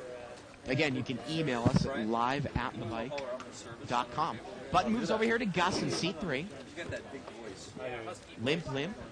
You don't have that button. 1, 2, 3, 4 up here. Service, 00. Limp on the button. And we're going to see 4-way action. All flares. Here we go to the flop. Ace 5-10 here on the flop. Gus has got top pair. 15. And Sylvester's going to come out and bet with bottom pair, 5-6. He bets 15. Marconi calls with Jack 10. Raise And it. Gus is going to raise. 30 more. He's going to make it 30 more. Sylvester folds, and Marconi's out of there. And Gus takes it down. Ace rag offsuit on the button. I was going to raise this flop, but I'll show you the turn now. The button's going to move over to Sylvester in seat 4. 3. Okay. You guys do. Oh, he already showed it. That's why. We did putting it up on the lens. Uh-huh. But it's amazing how infrequently they actually tell us what. That's what I hear about it. I mean, I put it up every single Yeah. time, but You hardly ever find I out. know who it that the was. people at home would be very interested in what the Looks like I would have won that one. There's a microphone right there. You I think there's some discussion about the rabbit cam, right above it. calling out the rabbit cam on the table. probably the only one who does it. They're complaining about how unfrequently that we will show the rabbit camera. We try to when it makes a difference. But they do a good job at it. Anita, I need service. Gus has got a queen jack offsuit. He's going to limp. Raise to 15. Sylvester's going to raise it up to 15 with jack 10 of hearts on the You button. action? You Francois got pocket fours. Okay. He's going to make the call. I just give you your wish. Sounded like a yes. 3 players. We're going to see three-way action here. It's a $45 pot. Oh, 10-9-3 here. Now, Sylvester brought this in one jack 10. He's flop top pair. But look at Gus. He's got overcards and he's open-ended. Queen jack. He's going to bet. Nice. 25. He's going to bet 25. Let's see what Sylvester's going to do with jack 10 here. Looks like he's got raising chips out here. You're not going to believe me. Once you do it, And he's going to raise. Looks like he's going to make it 75 to go. Francois quickly out of there with pocket fours. And it's 50 more over to Gus. A jack comes, it would not be an out for Gus, but he could catch a king, he could catch a 9. He could also catch a queen right now. It's 50 more for him to call. I'll show you, man. I will. And he's still thinking about it, and it looks like he's going to lay it down. Well, he hasn't laid it down yet. Kind of did that pump fake there. And he's going to make the call. Well, he's got open-ended and he's with overcards, but again, the jack would not be good. Here we go to the turn. Turns a deuce. Pretty safe here for Sylvester. Gus checks. And Sylvester's going to check right behind him. And here we go to the river. The river's a 10, and Sylvester makes trip 10s. Gus is going to check. Okay. Watch out, you got pocket 10. Sylvester bets. Done this to me before. And he's going to take it down there with trip 10s. Sylvester actually checked the turn, trying to keep the pot a little bit small. And he took it down. Sylvester, probably the big winner here so far tonight. That's why I'm mad. Button's going to move over here to Robert Marconi in C5. More than that.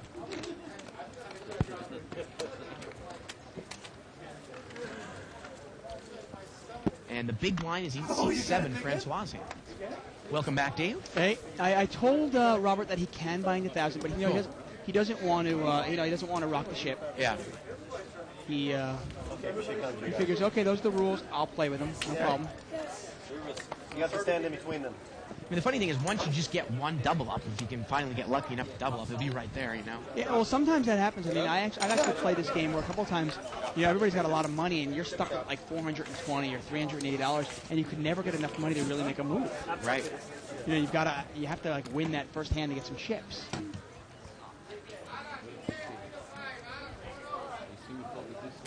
Button's going to move over here to seat 6. It's Jerry. I saw you actually brought in Olga into the booth here for a second. Yeah. Really lovely lady. Yeah. Very sweet. I tell you, and she's a good poker player. If she's in the pot, she's got something. There she is, back behind Robert. Well, you guys chop it up. Get him the nudge. And they're Come on, going win some money. to chop this one up here. And again, you take a look at Francois and Michael. They're both deep. You and I both do not chop in no limit for this reason. if you want to play, In limit, I think it makes a little more sense, but no limit. The implied odds are just huge. Like I said, there are a number of reasons why I don't chop. One is because, Take care, guys. it's not to be conceited, but I think I'm better than the average player. And if I'm sitting next to a player, chances are I'm better than him. Yeah. And I want to play against him. Also, in No Limit Hold'em, most pots are heads up.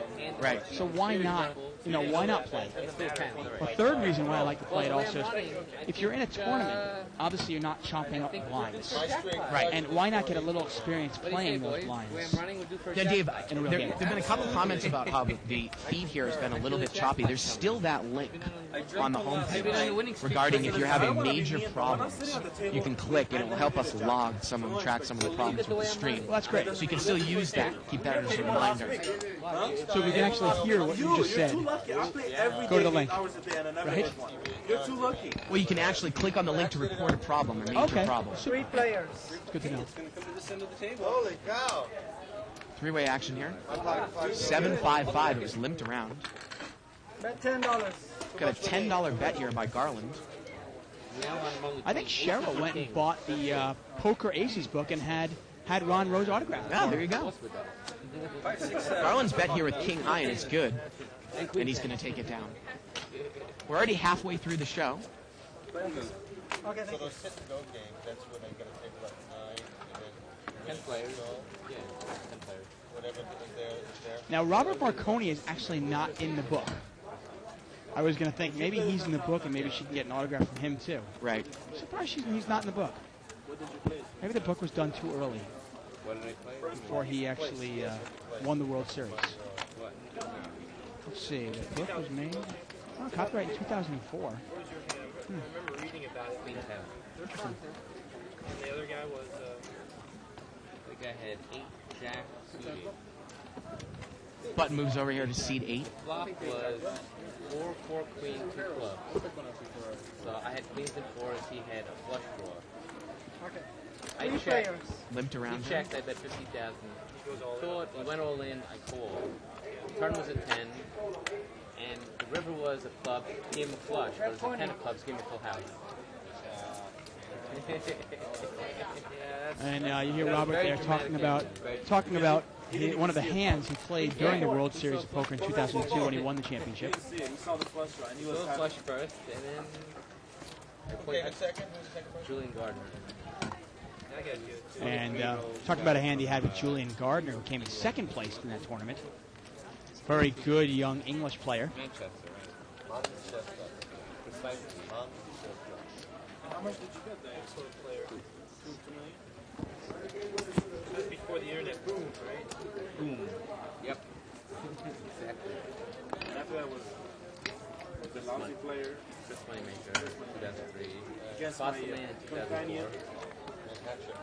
And then Joe Hutchin. Actually, Australian, man. Semifinals You're going wild in Australia now. Yeah, I heard. Semifinals for my home. Yeah? Where's that? I'm 2-0, 11. And get a little raise here from Ron Rose, actually. I want to say Ron Rose in the big blind, and he made it 15 to go. What did Sammy Farhan Wow. do for the poker player? Actually, I apologize there. He actually came out He and looks bet like 15 that into kind of flop. guy. Oh, he's a typical Lebanese guy. No, but what did he Figured if do? anybody had an ace, they probably would have raised it. Nobody did, and Ron takes it down. Apologize for that. Gotta be in some kind My of attention was diverted for a second. Ron takes down a small pot. cigarettes. I don't know why. I think he's like an Ron hasn't done much since those kings from earlier. He's a typical Lebanese guy. I mean, Yeah. probably. Button is in seat 1. That's Cheryl. Small blind is Ron Rose. Big blind is Gus. You guys know there's a mic right Wow, about what a you. night of Live the Bike, folks. We got Ron You guys know Rose, there's a mic right about you, right? But World Poker Tour champion. Lebanese gambler. Been in, I think, 3 final tables of World Poker Tour tournaments. And we've got the 2002 World Series champion Robert Marconi in seat 5. I want Chief. You are watching Live the Bike, No Limit Hold'em. Blinds are 5 and 5. Look at, I mean, you can tell. Limped around here. And Cheryl's going to limp in too. She's got 10-4 spades. Is it big poker circle? I mean, But Ron Rose is going to raise it up, make it $35 in the small blind with ace-10 offsuit. That's a tough hand to play out of position, but you know what? This is a pretty passive table, and maybe he thinks that he can just steal this right here, and he does. poker player. You know, in a real loose aggressive game, ace-10 offsuit in the small blind, where you're going to get 3 or 4 callers, it's really, really a tough hand to play out of position. But I guess Ron figured he has a pretty good handle on this game, and he can take I advantage just of lost it. a big hand online today. 6. Oh, here we go again. I'm still feeling Button is in sick to seat my 2. stomach. I'll go find a towel and cry. No, if you don't look, it's okay. It's a good thing I didn't. We're having a bit of turmoil here in Live the Bike. It's too late. Yeah. I just Tremors, took $10. earthquakes, it all happens here in Southern California. With the ace king of diamonds. 35. I want some action, man.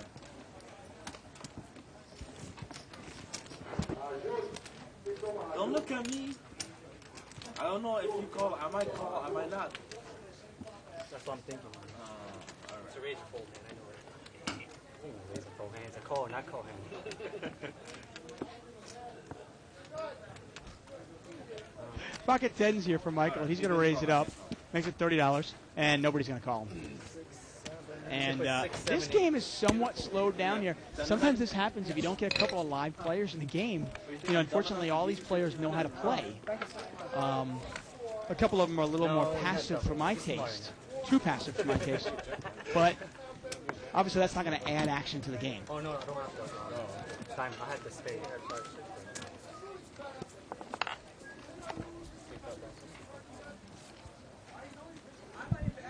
Button's going to move over here to seat 3. That's Gus. We have a little over an hour left in the show. Now, it's an interesting thing trying to get Robert there to be allowed to be buying for more money. I actually believe that should be a rule across the board in this game. Again, you can kind of bend the rules, as we saw it often in the whale game, if nobody at the table objects. And that's right. And if somebody at the table objects, fine, then we can't do it. But it was obvious that no one did, so. It happens all the time. Right. Poker is a very flexible thing. It's like playing in a home game. Right. You know, hey, you guys okay if I do this instead? Sure. Right. Whatever. Well, no, in a cash game, it's flexible, not in a tournament, Obviously. King 3 deuce here on the flop was limped around. Jerry's got the best hand here. He's going to bet it up. Bets 25 here. King doesn't scare him. He's going to throw some money in the pot, and he's going to take it down. Okay. Takes it down. Take it down. He said pay the line. Little craps What's that? reference there. Yeah. You play a lot of craps when you're in Vegas? You know, it's my only game. It's the only game I really like to play. It's a very social game. I love craps. I think it's a lot of fun. I'm not a big gambler, so to speak, in the turn like sports betting or like, you know, blackjack. Yeah, I did. Ron Rose has got pocket aces in seat 2. Wow, he's a couple black aces there. And I'm looking around the rest of the hand here. Jerry's got king, queen of clubs. Yeah. And Ron's going to raise. I'm sure Jerry will probably play this out with king, queen suited. He's going to raise it up to 30 here with aces.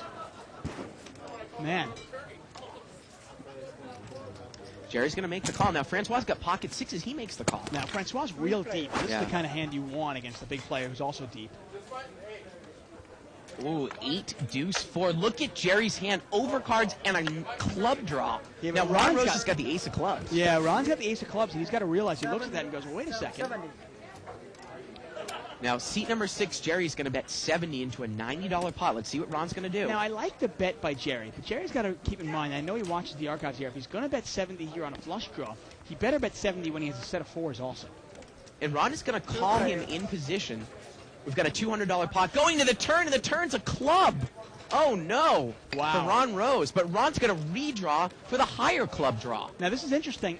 If Jerry plays it kind of tricky and plays it slow, he might not make that much money on him. It's a $200 pot right now, and he's going to bet again. The question is how much. 100. Looks like 100, and it think- looks like Ron is going to make the call. Well, I don't think Ron And can he get away from quickly the ace called. The club. pot's $400 as we go to the river. And the river's a club! The river's a club! The club It's on a the club! river! Oh, And he wow. checks. Jerry checks. It's a $400 pot. And Jerry's got the second nut flush. Wow, and now you kind of wonder, there is a straight flush out there if by chance he had 6, 7 of clubs. But Ron has the absolute second nuts. Right. As long as your opponent does not have 6, 7 of clubs, you're good here. It looks like Jerry has about 400. Do you move all in here if you're Ron? Well, the pot, I mean, you got to look at the pot is about $400, Yeah, isn't it? yeah. Well, actually, You know- Jerry might have about 600, but you never know what this guy has, and he's going to bet 200 here. Yep. He's going to make a value bet of a $200 here. Remember, you know, Jerry could have been betting out with the set, so you want to try to see if you can get a call here. Oh, I like the bet here. It's a $200 bet. It's an $800 pot, 200 to call. Can Jerry possibly lay it down? He makes the call. He calls, and Ron's going to take it down there with pocket black aces. Yeah. Wow. Wow. Ron's had a great night tonight. You know, I was going to say, you know, it was a great flop. Unbelievable. It was a great flop, obviously, for both players. Right. And, you know, Jerry only had 8 outs, obviously, because Ron has the ace of clubs, hits his club, and then the other club comes. I mean, phenomenal. All of them are the Wow. ace of spades. Wow, and Ron, a little blessed All of there, them are ace of spades. takes down about I want to say about an $800 pot. Yeah. You sign them? Well, it's actually a $1,000 pot total. Yeah?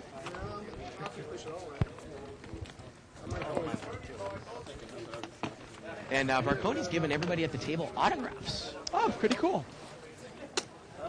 Very So cool. Ron Rose, boy, he's made an absolute killing here tonight. Yeah, well, he's definitely the big winner tonight. Him and Francois have been really raking it in. Yeah.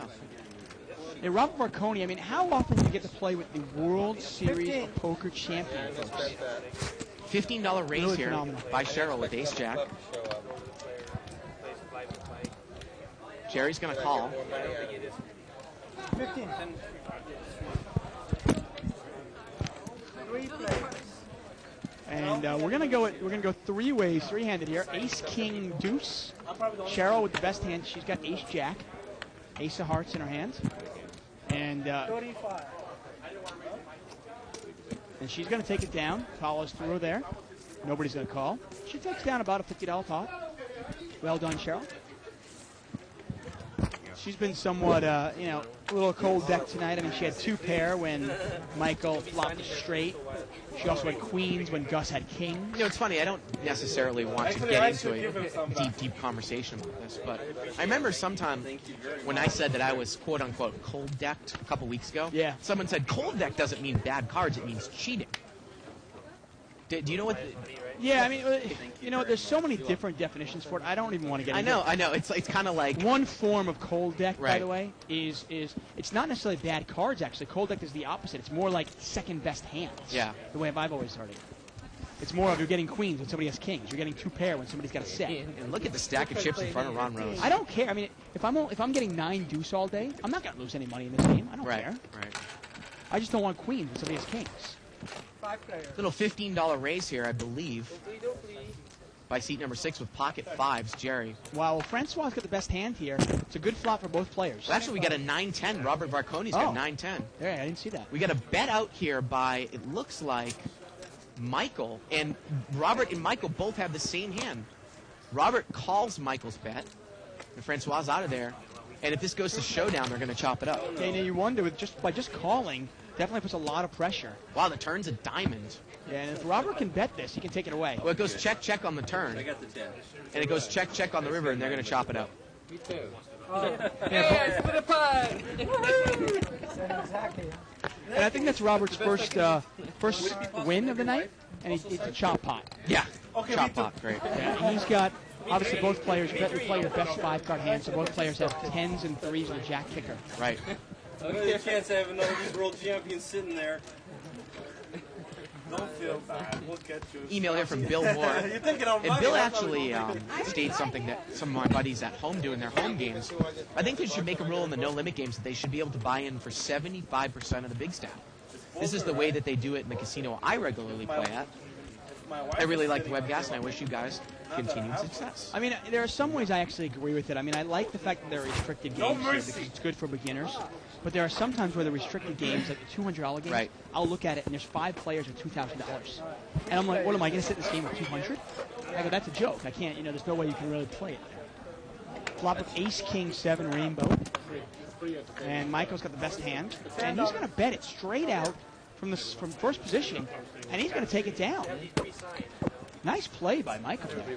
We had another email here, and I didn't get to it before, but he sent me it again, from Brent Cook. He says, in Arizona, where I play, no-limit hold'em is actually illegal. But they spread a game, which is 150 spread limit, which means the max bet is 150. And the min bet is 5. And the max buy-in is Thank 350. you very much. Does that change the strategy at all? And the blinds are 3-5.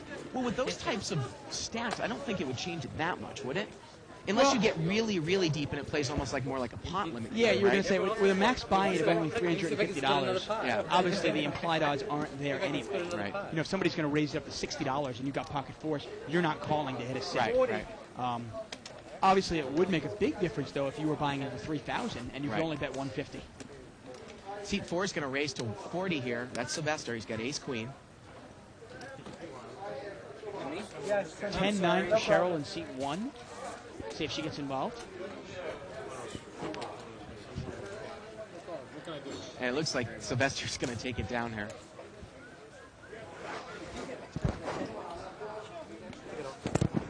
And Robert Varconi signing some more autographs.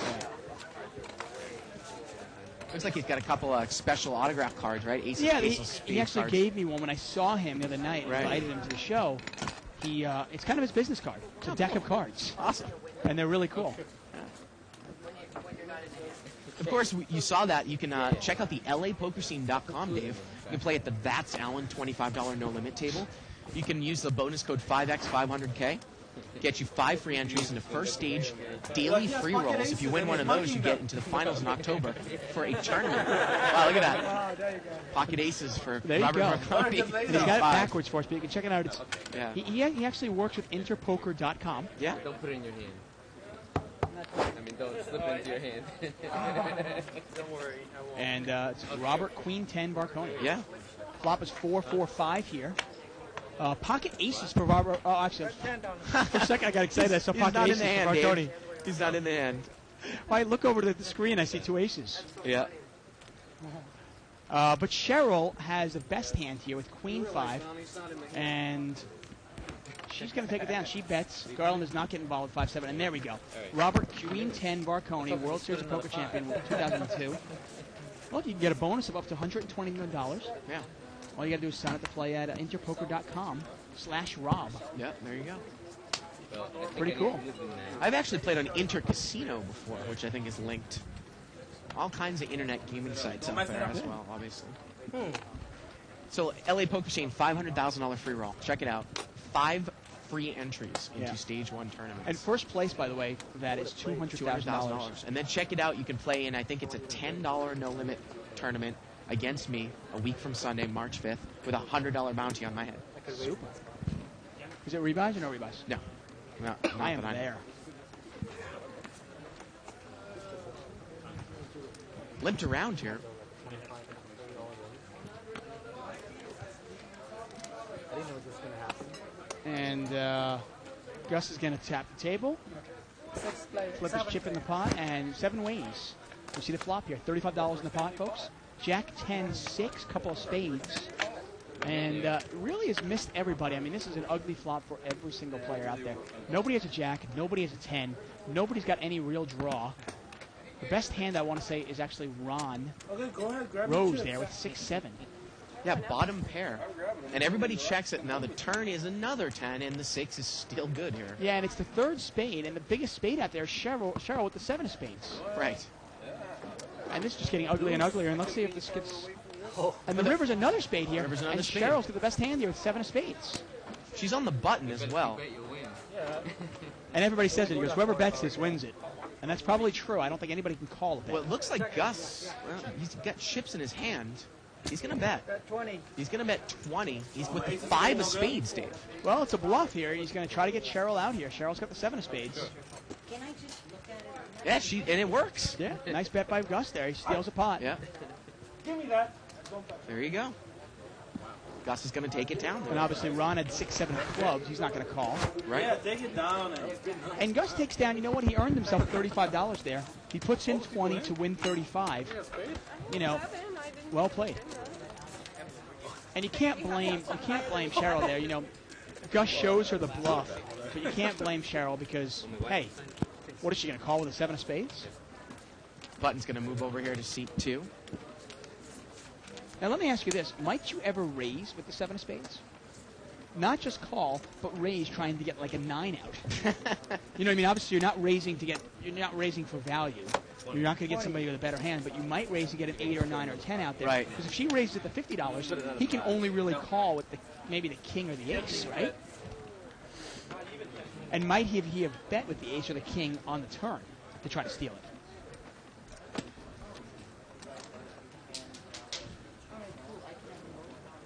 King Jack suited here for Gus. Ace King for Robert Marconi, and he raised it up to $25 in seat 2 5. players. Here we go, heads up. King 6 Queen here, a couple spades. Look at this, both players have top pair here. Gus is going to lead with King Jack. Now, no one has a spade. King 6 Queen, 3 spades. Yeah, and Marconi has never had anything easy tonight. Every Right. single time he's got like top pair, there's a spade draw out there. He makes the call. The turn's at 3. Marconi's hand is still good. Pot's about $120. And he's in great shape here. I mean, Gus Yeah. needs a jack, and only a jack to win this pot, folks. 60. He's going to bet 60 now. Wow, and Robert folds. Oh, no. You know what? It's not a bad late. I mean, there aren't that many hands you can beat there. I mean, Right. you can only beat King Jack. Right. Really. You know, obviously, 2 pair, you're behind 2, you're behind your set. Give him back your chips. Button's going to move over there to Gus, seat number 3. And look at this, Barry Woods on 2+2. I guess they wouldn't let him use his last avatar, so he's changed it. This one's much more tasteful. Once again, we're live at the bike, folks. I'm David Tuckman here with Bart Hansen. We're playing No Limit Hold'em. Blinds are 5 and 5. We've got Ron Rose at the table and Robert Varconi at the table. Yep. Ace King here for seat 4, Sylvester. Pocket 10s for seat 2, Ron Rose. Ace Jack for Cheryl. And Cheryl's going to bring it in for a raise. Let's see how Ron Rose plays it with 10s. He's in the cutoff. Yeah. He's gonna re-raise. He's gonna re-raise. Wow. Okay. And then the question for Sylvester is: Sylvester even gonna see the Ace King here in the small blind? Gus has got pocket 3s on the button, and he is really deep. Now Ron is re-raised, so you can probably put him on a big hand, like Aces King, something like that. The problem with Ace King offsuit out of position is, generally speaking, against a good player, you're either going to win a small pot or lose a big one. Because you think about it, it's everybody puts you on Ace King. I'm surprised that Gus actually laid the 3s down there that deep. And how much was the bet, the raise? It was a $20 raise and 60 total re-raise. 60 re-raise, okay. And I think Sylvester's going to call this, but you understand what I'm saying here. If the flop comes out, ace blank blank, how much money is really Ron Rose going to lose? Right. The only way Ron Rose is going to get involved in this hand is if he's probably ahead. Now Sylvester actually can also act like he has a queen or a jack, but he's out of position, so it makes it tougher for him. And he's not going to play. He's not going to get involved against a tough player like Ron Rose. He's not going to get involved. I don't mind the laydown at all. Ace King out of position is really one of those hands that is tough to play. You don't want those hands that are going to win small pots or lose big ones. And Cheryl does not call either. Ron takes it down. Nice hand there for Ron. You know what? I'm getting a little glance of the rabbit cam, and lucky for Sylvester, the flop actually would have come Ace 10-4. Wow. Yeah. Oh my goodness. That would have been fireworks. That would have been unbelievable. Unbelievable. Button moves over here to Sylvester. And that's exactly one of the reasons why you don't call. I mean, you're either going to lose a big pot or win a small. Right. Oh, that's pretty cool. Yeah, Robert Varconi's card. Once again, I mean, you talk about how many players have actually won the World Series of Poker Championship. Right. I mean, that's some select company. Yeah. Especially considering you go, well, Doyle Brunson has won it a couple of times. Stu Younger's won it a couple of times. I mean, man. You're talking about real select company, folks. Right. Take the... Okay, thank you. Little $25 raise here by Sylvester. And I think Olga's brought him some more money. 100 more. That's what I need. I need a woman behind me to bring me more money every time I lose. Yep. Pocket aces here for seat 8. That's want to thank the email from Mark Bowanagura. Appreciate that you love the show. Sorry about your streaming issues. Hopefully we can work it out. Get an email from Jeff Klein too. I'm going to get to that in a second. Jeff Klein is surfing a line eye over at 2+2. Mike has raised it up here. It looks like to 35 with the aces under the gun. And as you can see, as the stacks get deeper, the raises pre-flop get bigger. Of course. Yeah. Well, the blind size is really irrelevant to the raises. It's really how much money you have. I mean, some people will say, oh, wait a second, why wouldn't you just raise 3 times the blind? Well, if I've got $3,000 behind me and I have aces, I got to charge more than 15. Now, Francois took a look over there. He's got enough, and he's going to make the call with 7s. Exactly. He looked over at Michael's stack, and he goes, okay, why not? King 9 king here. Well, it's not a bad flop for Michael, obviously, but it's got to be a little scary. This goes check, check, turns a 3. Perhaps trying to induce a bluff? Wow, check, check again. The river's a deuce. And now, if Francois checked it again, I would think that you would eventually bet at some point. Right? Yeah, wow, I was really surprised he checked the river. Look at the look on Francois' face. Yeah. I don't mind the check on the flop. You're inducing a bluff. If the guy's got a king, he's already got you beat anyway. Screaming at how weakly I played that hand, but... And they're talking about it. He's actually saying, they're probably screaming at how weakly I played that hand. Right. I actually don't, I don't mind the way he played it on the flop and even the turn. You're not scared of anything. There's nothing out there that scares you. But if the guy checks to 3rd time... on the river, you can definitely put a little value bet in there and hope that he calls you down with 9s or 10s. had this pocket pair 6 times. I mean, Francois might have called him down on the river, hoping he had ace queen. Ace queen, ace jack, I had the something like monte that. one time and double up. But it's the reason Francois never bet it. He didn't think he had to bluff. He think, well, maybe I got the best hand. I'm not calling the pocket 7. And the next time I call it, it's 7. Limped around here. 6 players. 6-way action. Here we go to the flop. This hand. King 10, queen, couple spades. Yeah, and look at, wow. I tell you, Michael is on fire right Yeah, now. he's flopping nuts straight here with ace jack. He's going to bet 25. Now, it looks like Gus is going to make the call. He's open-ended with backdoor clubs. Now, if 9 comes, he could get in a lot of trouble. Oh, yeah. 9 comes, he's in huge trouble. Yeah. Here we go to the turn. Turns of 5. He's picked up a club draw now. Yep, I don't think he's going to go anywhere here. And I like the bet here. Now, Continue Michael betting. bets here, and this might be a case where Gus could raise here thinking his draw is big, but you also have to consider you don't want to raise and get re-raised because your draw is so big, right? Yeah, and sometimes you would want to raise a player like Michael because Right. if Michael only had, say, king, ace king, Right. or something like that, or just the king here, you might get him off the hand. It's hard when you got a lot. $50 bet here. Wow, and Gus folds. Wow. I mean, that's a lot of respect for a player like... And look at this, the rabbit cam was the 9 of clubs.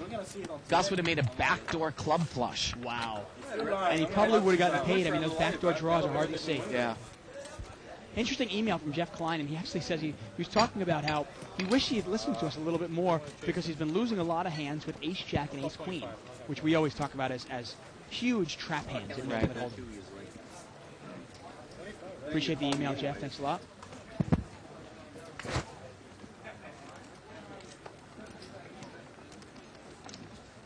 Pocket kings over here for seat 8.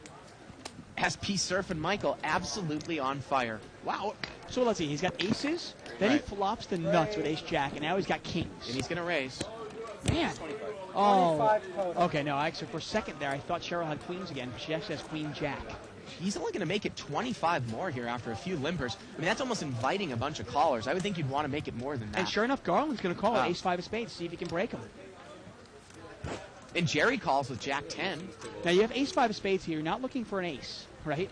You're looking for 2 5s. You're looking for 2 pair. You're looking for spades. You're looking for a wheel. 70. Actually, it's a $100 pot. Here we go to the flop.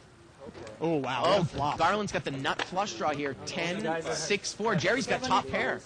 And Michael's going to bet 75. And I think he misplayed this hand early by not raising enough pre-flop, Dave. Yeah.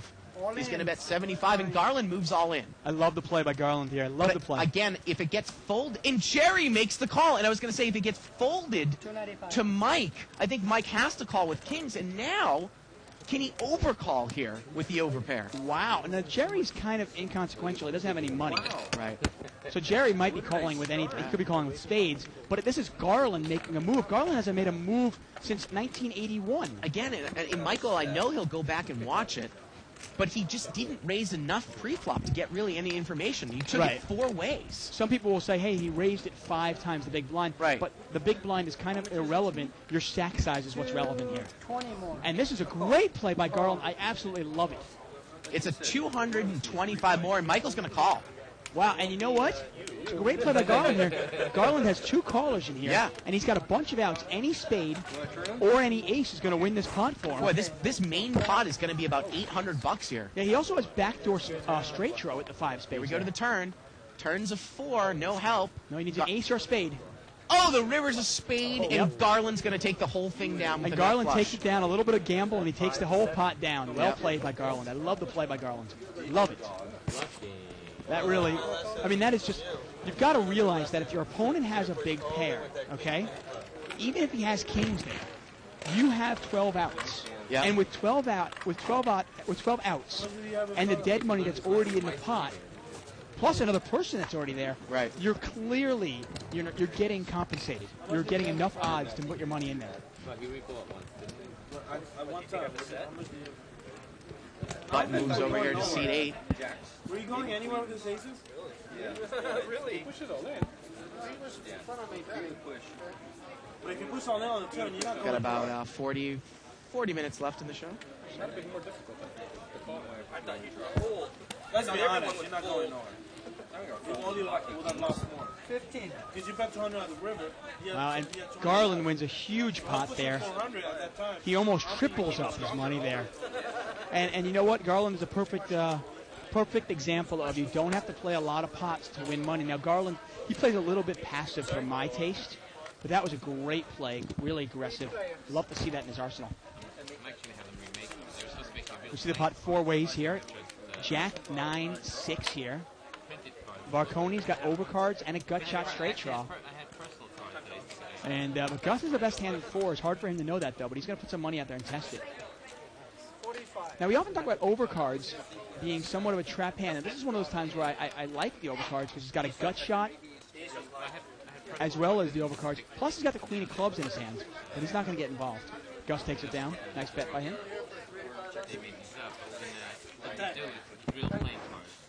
Guys, I like Gus's game. He really knows how to mix patience with discipline with a little bit of aggressiveness. Really a good recipe for a good poker player. Man, I can't get over that. I did not know if Garland had it in him to make that play. 100% the right play. And he wins a huge pot by doing that. And you hear Francois even saying, you can't just call. Once I saw that flop, it's like, yep, that's it. That's all. That's all, folks. 15. And Varconi's going to raise it up here, $15 with King Jack of Hearts. Now, Varconi can raise it up that small because he only has about $380. He's not protecting, say, a $1,500 or $2,000 pot.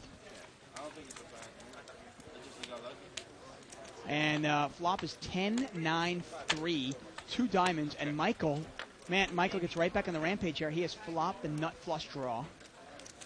And he actually still has the best hand here, and Michael's going to bet this. And he's going to bet $30 into the hand. Ron Rose is not going to get involved, and I imagine Varconi's going to throw this away as well. Not a very good flop for him. And he throws it away, and Michael takes it down. Nice semi-bluff. Do we have any big tournaments in the Once again, we're not going to have a show tomorrow night, folks. We will have some sort of a replay. We'll do one of our best of Live at the Bikes on tomorrow night. Bart and I are both going to be playing in the World Poker Tour Invitational. Yeah, check us out. Root for us, Dave. Yeah, cheers. As always. Yeah. Like we said before, Ronnie and Isaac have last longer bets. Right. Ronnie's backing me, and Isaac is foolishly backed you. $1. Well, Ronnie wanted to make. Supposedly, from what I heard, Ronnie wanted to make it 500 when he had me, but Isaac said no, only $1. Oh, I see. Well, you know, the funniest thing about that is, I'll talk about this after this hand. 4-way action. On a serious note, ace, deuce, 8 here. And it looks like we got ace 7 for Varconi. He's got top pair. He might win the first hand of the night. He might win his first hand. Yeah, because he chopped the other ones, right? But Gus bets it. And Varconi calls. And Gus is on a stone cold bluff here. He's got absolutely nothing, folks. Turns an 8. Yeah. Gus cannot win this hand. No. Gus is absolutely drawing dead. He checks, and Varconi's going to bet. And let's give a big hand for Robert Varconi. He's going to win the first hand, it looks like. Let's see if he cheers.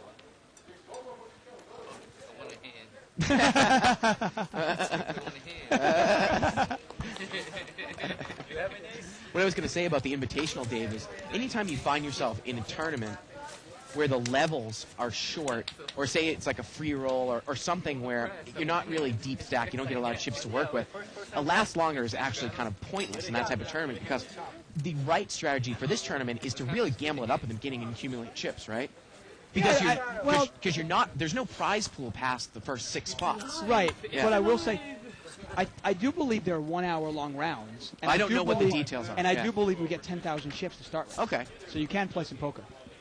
But again, though, especially on a free roll with it only pays, say it was a super satellite that only paid the first 6 spots. You're not sticking around on the bubble out of No, 400 you're people. not looking to survive. Right, obviously. right. It's a lot, kind of a different strategy. I don't want to come in on Friday and go, hey guys, I finished in 8th place. Because who cares? Right. You know? I'm looking for top 6 or knock me out. Yeah. Little raise here. 6th player. That was actually straddled and it got limped around. You should have raised. Well, ace 10 jack here. Yeah, well, Ron's got a pair of jacks with SP second pair. Serpent's got top and bottom here, ace 10. He's got to be a little bit worried, though. He can't just slow play this, and he's going to bet it. Bet 40. Bets $40 here. I don't know if Ron's going to get involved here. He's got a gut shot, but there's 2 diamonds out there, and he does not have a diamond, so he throws it away. And Sylvester He's been pretty tame since the beginning of the show. I was surprised he didn't raise there. I mean, it got limped around, straddle spot. He's in the big blind with pocket nines. Well, it's one way to play it. You can play it slow and see what happens. Well, wait a minute. We got a caller here by Francois. We can't even see his cards. No, we can't see his cards. Get the show. Well, it's a diamond on the turn, and he's going to bet right in here. He's got ace-queen, Dave. And he's got the nut flush draw now, but Michael still has the best hand. Yeah. He bets 100.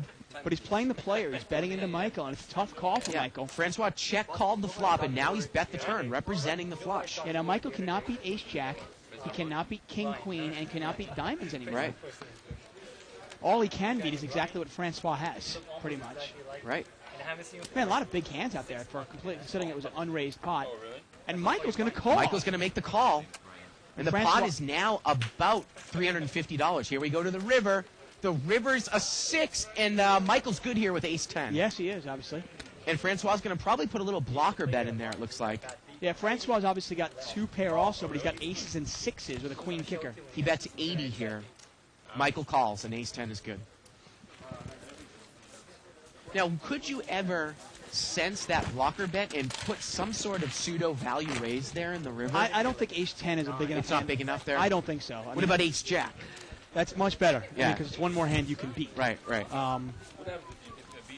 But like you were saying, it just... Because, you know, he could make that type of bet with a flush, scared of a paired board on the river as well. Yeah, I mean, there are hands that you would raise that you might get called by that can beat you. Well, that's the thing. I mean, Yeah. against a good player, would a good player call you with ace-queen or ace-king there? Probably not. Just too much out there, right? Yeah, I mean, ace-10 is... I mean, with a flop like that, and I'm sorry, the board like that, Yeah. ace-10 is almost only a bluff catcher. You know, it's only better than really just garbage. Boston coming in to seat 6. Yep. Pocket jacks for Garland. He's going to raise.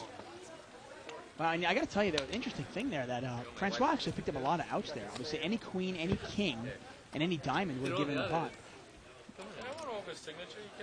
Oh, and there's Boston. Boston's avid watcher of Live at the Bike. He watches often.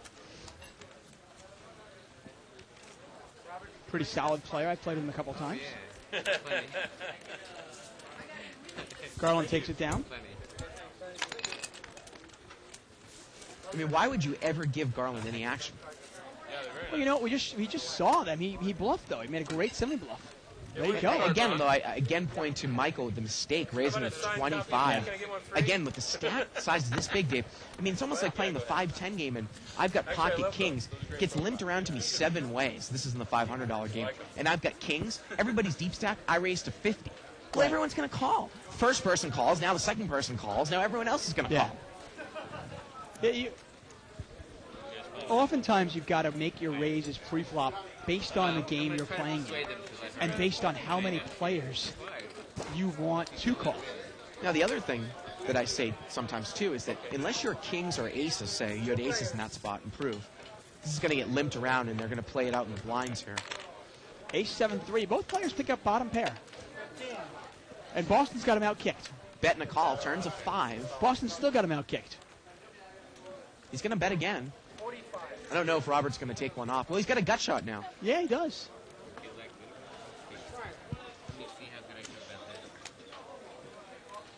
And look at Boston. Boston taking a shot at Robert Varconi and takes it down. What I was going to say was, say you raise, a nominal amount with aces or kings out of the blind there. If your one pair does not improve to a set, I shouldn't do that. I'm sorry. You don't really want to. You're not going to win a big pot with one pair and no limit hold'em. No, so it's almost Rarely. like you want to keep the pot short-handed and kind of the pot small, unless you flop something like top set. You flop a monster because now you've built the pot up to 250. Okay, now the flop comes deuce 3-6 with 2 clubs. You've got 2 red kings. Well, now you bet the pot and you get 2 callers. Now the pot's at almost 1,000.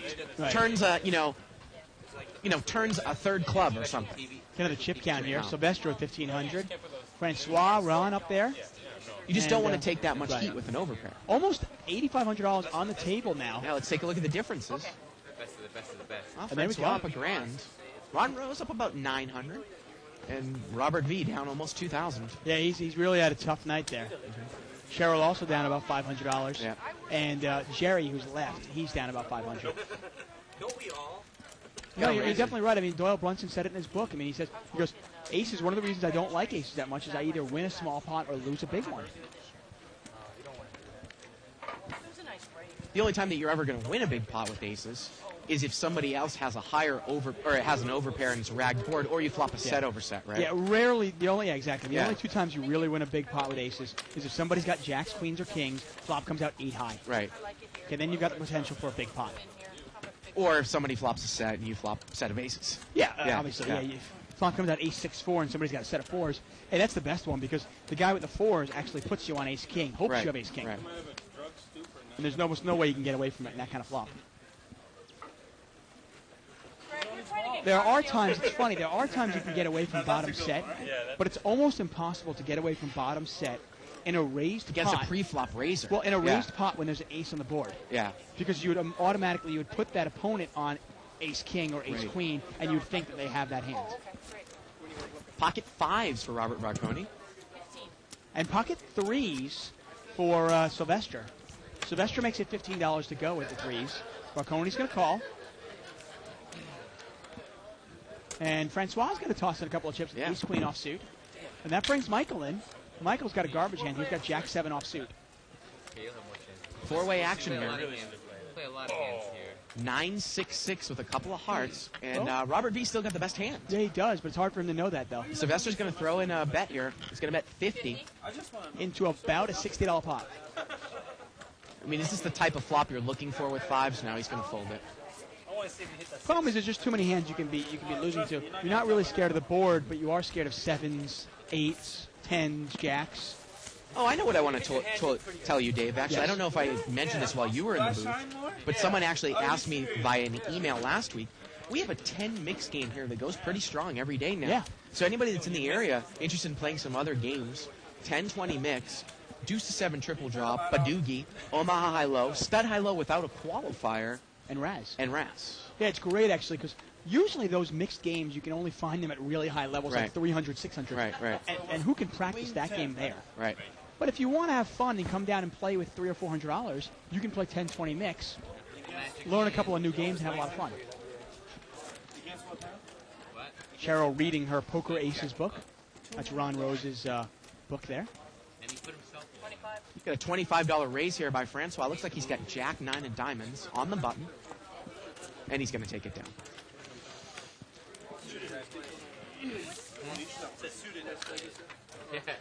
Button moves over here to seat 8.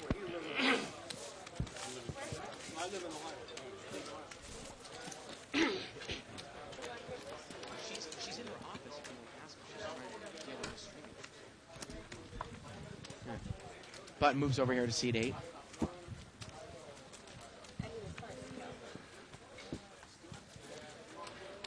Ace Queen of Hearts here for seat number 3.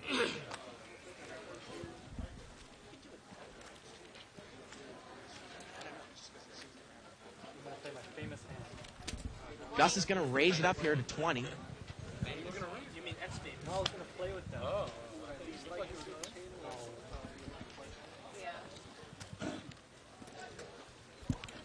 And wow, seat number 6 here. Boston's got King Queen. He's going to re-raise Gus. Wow. Again, he knows how Gus plays. He watches the show, and he figures Gus might be full of it here. Well, he's also in position, you know? Yeah. And even if Gus has got a real hand, like, say, pocket jacks or anything like that, you know, Gus has got a pretty good hand. He's got ace-queen suited, and he's got position on Gus. I'm sorry, Boston's got king-queen Right. here, but he's got position, which is huge. I don't think Gus can call this. I mean, you don't want to be calling re-raises from early position with Ace Queen of Hearts, do you? Well, it's interesting. It depends on how much money it is and how much money the player is behind. Ace-queen suited is a little bit better than, obviously, ace-queen off, but it is a tough hand to play out of position. You're right. And he's going to let it go there. There you go. Nice play there by Boston. He takes it down.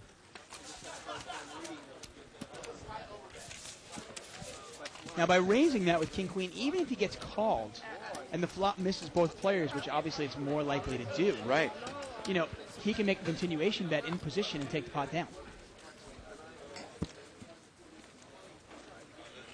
Yeah, funny how Boston replaced seat number 6 with the Yankees jersey on.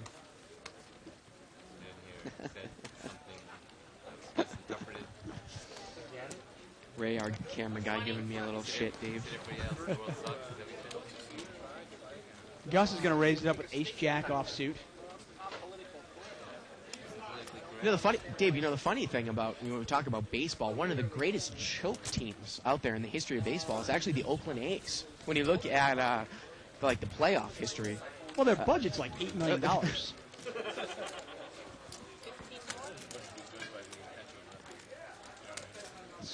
And Francois. Got a call here by Francois. Suited connector, 8-9 of hearts. Well, and Francois got top pair, and Gus raised it with ace-jack. Francois got position. Yep. Now, 8-9 of hearts is a hand that you can play, especially against a player when you have position on him. Well, Gus checked. Francois is going to bet with top pair. He's going to bet 50. And Gus is trying to think here, is Francois making a move? Do I want to make a move? Do I want to get involved? Well, again, this brings out to the point of why sometimes hands like ace-10, ace-jack aren't even necessarily good enough for a raise in early position because you don't really know what everyone else has. Well, he's going to check raise. Yeah, Gus thinks Francois is full of it. He's going to make a move here, and he's going to check raise him. And Francois... They're both pretty deep here. This will be interesting. Yeah, Francois, and Gus makes it 100 more. And Francois is going to make the call. Yeah, and it's interesting here. Gus folded his queen before last hand, but this is playing the player. Wow, the turn's a 9, and Francois is not going anywhere now. He's got top 2. Well, and Gus checked it again, I think. Well, wait a minute. Let's see. Yeah, he did. He checked it again. Well, how do you check raise and then check? I don't understand that. Well, Francois now is going to bet 250. I like the bet here. You almost look, is Gus playing it like he has an overpair? Right. But he played it really strange. To check it, then raise, and then check and fold. I guess he was counting on Francois folding to the check raise. And Francois shows him. I wouldn't show him. Why show? He showed him the 9. Yeah, but why show? And he actually showed both cards. Getting word. Button's going to move over here to Cheryl in seat number 1. And don't get me wrong. I just took one of his gum and I'm on fire. Once again, we're live at the bike, folks. I'm David Tuckman here with Bart Hanson. Yep. You're watching No Limit Hold'em. Blinds are 5 and 5. We've got the 2002 World Series of Poker champion with us today, Robert Barconi in seat 5. We also have a World Poker Tour champion with us in seat 2, and that's Ron Rose.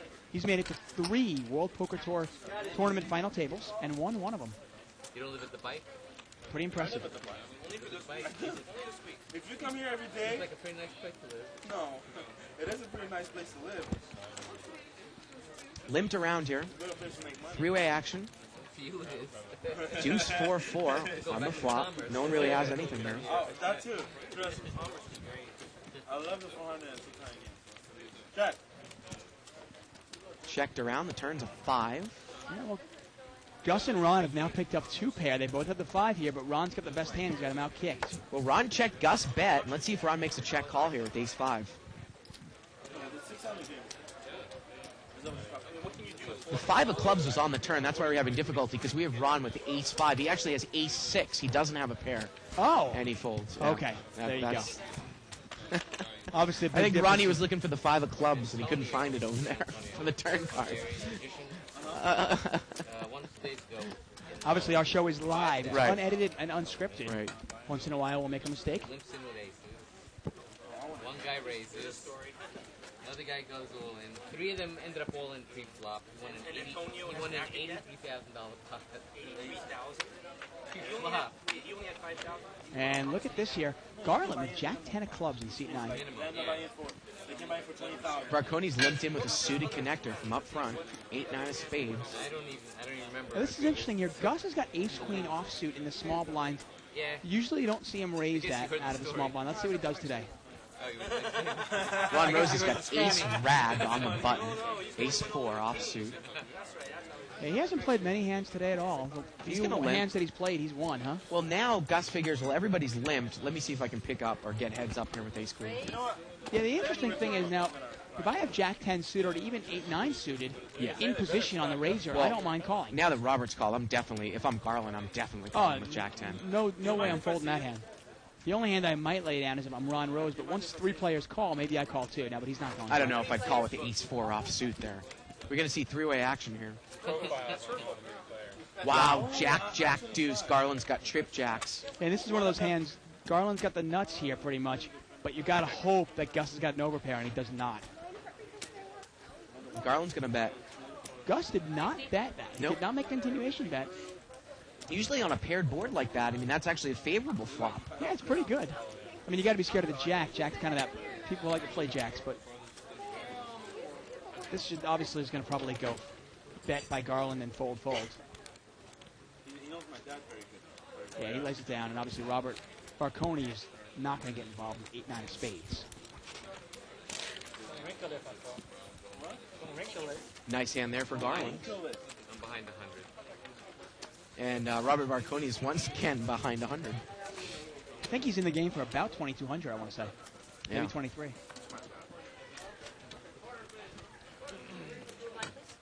Hey, look at that. You wonder if he can lose all of his World Series winnings in one night of Live at the Bike. Yeah. At the beginning of the book, I tell it's a trilogy of books. It's supposed to be 3. Man, that would be a hell of a night, huh? I'm working on book 2. So I haven't. What's book 2 and going to be about? Different stars or The newcomers. The newcomers. the emerging? The newcomers. The newcomers. People that are making headway. Because you wrote that right after season 1, right? Of the WPC, pretty much? In the 94. Button moves over here to Gus and C3. So I'm not in the book yet, right? Yeah, we'll be in the next book. Hey, you know what? Well, there's a lot of people. See, the book would have been about this thick. Had I put Limped everything around in. there. Let me look at my hand. Okay, I promise I'll be in. Well, it would have been Button about is in that big. C3. All right, here's a question, Ron. Jack 10-10. And look at that. Jack is hot. That Jack 10 is hot, actually. Both players miss here. It's heads up here. Sylvester and Robert Barconi. 6 on the turn, and Sylvester still has the best hand with Queen High. They both check it. Sammy Farah. And the river is a 4, and Robert Barconi gets there. He's got 10s and 4s with a Jack kicker. And that's beat Sylvester's no pair, obviously. And he wants to bust my balloon, doesn't he? And Barconi takes that monstrous $9 I pot. asked Sammy, I asked a lot of people to be in the book. And some of them said yes, and I interviewed them, but then I had to make a And cut. Barconi continues to bring his stack up to $500. Now, we've told him that he's allowed to bring it up to 1,000, So I decided to, but three books. he wants to play within the rules. But Sammy Doesn't want to rock the boat. Every time I asked Sammy at the Tunica, and every time he was playing cash games, and every time I asked him, he was always too busy. So I didn't get him in there. Your interview could cost him $1 million. And there we go. Oh, we've got red queens, a couple of red ladies for Cheryl. We got pocket 7s for Sylvester. Yeah, and Sylvester's on the button here. Yeah, I imagine he's going to play this. Let's see if Cheryl has better luck with her queens this time than she did last time. Sylvester's going to make the call. She only made it $15 more, but then again, Cheryl's not that deep. Yep. Cheryl's probably only got about 300. 7-4 off suit. He's not going to play. Yeah.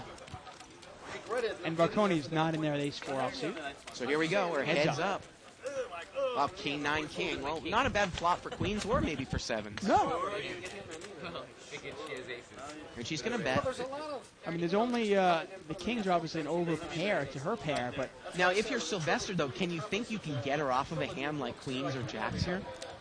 Hey, he might be able to. Let's see how he plays it. Well, he's just going to call, kind of like what Francois did earlier in the night. Well, let's see if he raises the turn, though.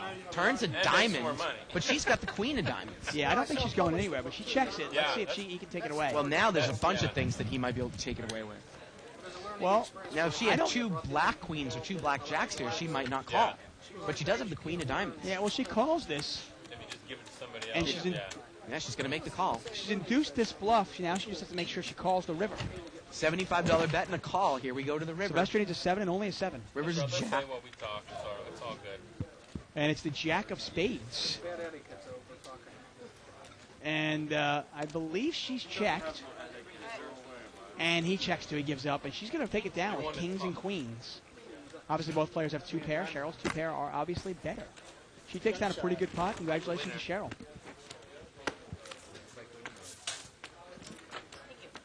I want to apologize for Bart here. He's actually dying on us. He might not be around. Choking to death as we speak. Kind of wondered if people thought that they heard more of you tonight, Dave, than normal. Trying to lay back a little bit. Button is in seat 5. That's Varconi. And Varconi does not have, he doesn't have his hand. He has Doyle Brunson's hand. He's got 10 deuce. Yep, 10 deuce offsuit. I'm out early. I play most of the live games. I'm out.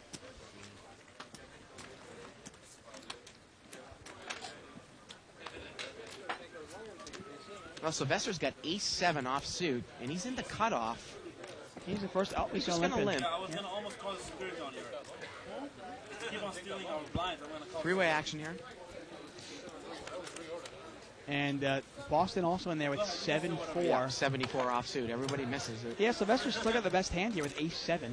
Well, checked around. Turns a queen. Now they're going to chop it up here. Both players have 3 queens, ace-10. Francois is going to come out and bet with an ace. You wonder if Sylvester is going to call this. He did call. Oh, there you go. And the river's an ace. Well, Sylvester bets 15 here. And can you raise this for value? I'm just curious. Or can you raise it and hope that someone raises an ace off of the hand? And Sylvester's going to raise. Okay, I call. Yeah, and obviously you can't re-raise. Once he raises, you certainly can't re-raise. Chop it up. Although it would be a heck of a play if it did. Yeah, it would be. Well, I mean, Francois said that if Sylvester went all in, he would still call. Well, I don't know See, about that would have been interesting. If Yeah. Francois bets, Francois bets 15 there, right? Right. And and Sylvester makes it 70. And Francois then makes it 250. Then what does Sylvester do?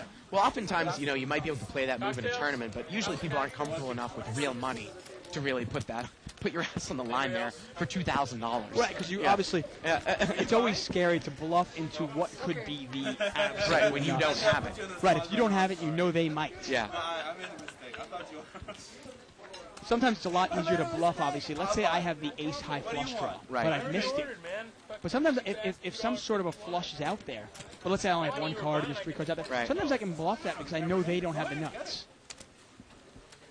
It's obviously a lot harder if you're not sure that they're the nuts or not. Me and you are like buddies. Ace-jack of diamonds here for Gus. And he made it $20 to go. Boston is going to call with queen-deuce suited. Francois is going to call with 8 there. And that's going to bring Michael in with jack-10. Yep. 4-way action here. Let's see the flop. Man, kings are hot, huh? King-9, king here. Yeah, Gus still has the best hand here. Let's see if he makes a continuation bet. Michael's got a gut shot, and so does, actually, Gus does not. Now, remember, Gus shut down before, and he did this time again. The turn's a queen, and now Michael's made a straight. Yeah, Michael makes him the straight there, and Boston has now made 2 pair. And you wonder if Michael is going to check it and let Boston bet it. No, he's going to bet this. And if you're Boston, do you get involved? 40. With queen You know deuce what? here? No, with queen deuce. What can you beat? I just no. I mean, ace queen.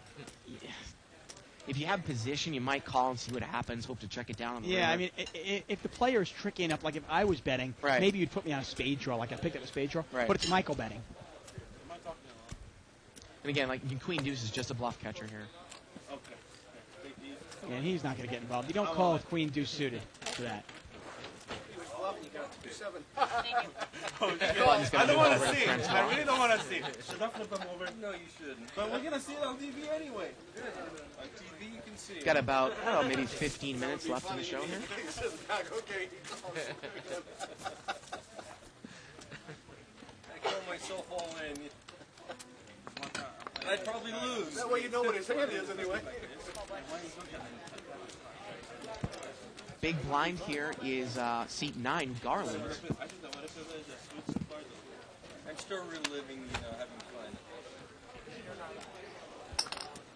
20. Got a $20 raise here by Cheryl. Pocket 10s. Looks like we got ace king for Francois. And it looks like he has re-raised the minimum up to 40. Yep. See, I'm nice. I'm not like the other people. They like, make it 75 to go. And Cheryl makes the call. And we are heads up. It's about a $90 pot. Here we go. Francois in position. And he flops top here at king, queen, 4, 2 hearts. So we talk about this all the time. It's not a real hard flop for Cheryl to get away from, right? It's pretty transparent. She can no longer beat anything, and she's going to fold. Yep. That's the limitation of ace king versus pocket pair. Now, in that case, obviously, he was in position, which makes it a lot better. I think this is the first time that Cheryl's been on the show before, Dave. Yeah, she's actually held her own. She's done quite well. I mean, she lost a couple of early pots where she flopped 2 pair and she had queens against kings. Can't do anything about that. Right. But she's made a nice comeback now. No, you're gonna watch it, right? I have ace king. Buttons over there in seat 8. SP Surfer Michael, who's also had a nice night tonight as well. He has. I mean, it would have been a little bigger had Garland not made that spade flush on the river. Right. $15 raise here by Boston. I mean, unfortunately for Robert Marconi, I'll say most of the table is up a little bit at his expense. Just get out of here, please. 3 players. Okay, I'll just give you a kiss. Ooh, I like it. Spank me, babe. See, Cheryl's going to bet here $25. She's got Jack 9. Well, she's got a straight. She's flopped. I'm sorry, she has. She's got a straight draw. Queen 10. For a second, I thought it was King Queen 10. Yeah. But nice semi bluff there by Cheryl. The power of those semi bluffs. If you get called, you still have outs. If you don't get called, hey, great, you take the pot. Right. Looks like she's got a lucky World Poker Tour chip there.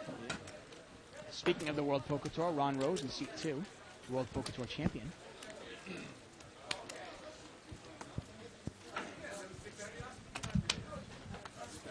Button's going to move over here to seat number 9. Ace-King suited for Ron Rose. He's in the big blind.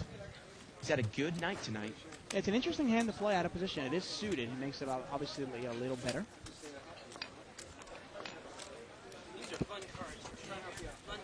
What gets folded around here, Gus had limped in under the gun. Cheryl's got pocket deuces. She checks. And I'm sure that Ron's probably going to raise it up against the blind and under the gun limper. Yeah, I'd imagine. Nice value raise here. Why not? It's going to make it 20 more. No, I changed my mind. I should have called it. It's not your night tonight, huh? Gus folds. And look at that discipline. I mean, look at these players. Cheryl shows the deuces. Man. And she was pretty far ahead because, Gus had one of the aces. Yeah, I mean, phenomenal. You make it $15 to more, and a guy with ace-7 of spades and a girl with pocket deuces. Neither player calls. Right. Might you call that? With pocket deuces, I mean, Cheryl's got about $350, yeah. And might you even call $15 more with ace-7 of spades? Oh, I wouldn't limp in under the gun with ace-7 of spades. I know you wouldn't limp in, but now that you're limped in. In position? Against the other two players? Yeah, maybe. All right, here we go. We're going to see the final chip count of the night here. Wow. So Francois got 1600. We got over 8,000 on the table. A lot of money on it for a 3 to 5 Take a look game. at the difference. Francois, big winner tonight. We have Marconi as minus 1950, but for some reason I think it's a little bit more than that. No. He's only in for about.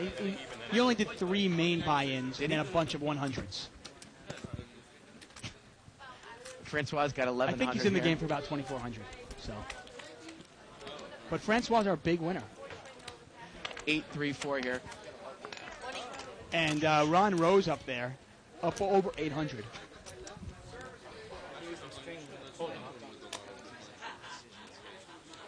Yeah, bucket jacks over there.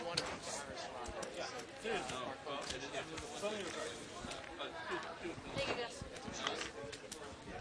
Gus with best hand, he bets and he takes it down.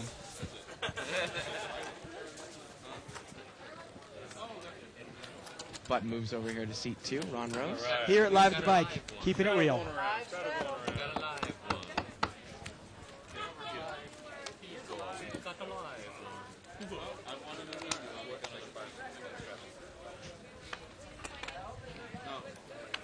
Button has moved over to Ron Rose in seat 2. He's got King Queen on the button. Yep. Marconi is limped in with pocket 3s. Definitely a raising hand in position here. Yeah, and he's going to raise. And he bumps it up a little bit. Makes it 10. And actually, it's a straddle by Marconi, so that's what makes a little more sense. But again, he didn't raise, though. I'm surprised. I mean, King Queen in position. Right. Why not raise that? Robert's going to check the pocket 3s. Three-way action here. Well, look at this. Ron's hit top 2, and you probably would have thought that Robert would have called with pocket 3s. I mean, the only thing dangerous with king queen there is, I mean, if the flop comes out, say king queen 3. Look at this. Marconi's going to come out and bet. He bets 35. Well, you know, you don't put Ron on a king or a queen because he didn't raise on the button. And Ron is going to slow play. He's going to call. Well, let's see if he can. He wants to see if he can suck Robert dry here. Turn to 4. And Ron checks. Yeah, Ron has the only club in his hand. Well, actually, it doesn't make a difference. 2 spades and 2 clubs out there.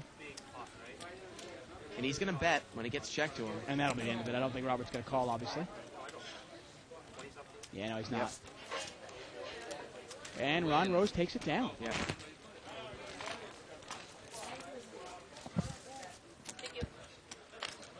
What was the first year of the World Series of Poker?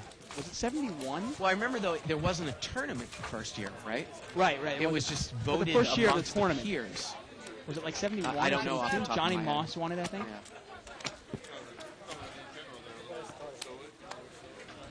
We've got about 5 minutes left in the show here. I mean, you think about Marconi's accomplishment there to win the World Series of Poker in 2002 against 600 or 700 other players. I mean, wow, man, really phenomenal.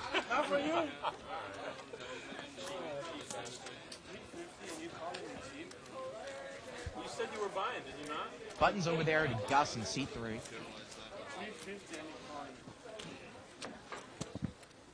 He's going to limp here with ace 7.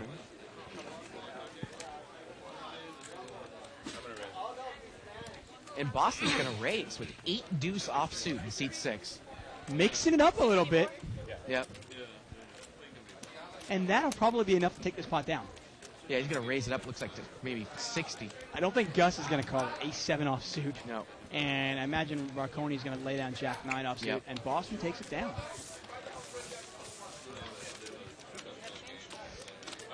No, I had to give it away. His friend's watch, he has it. What do you need, that? Button moves over here to seat 4.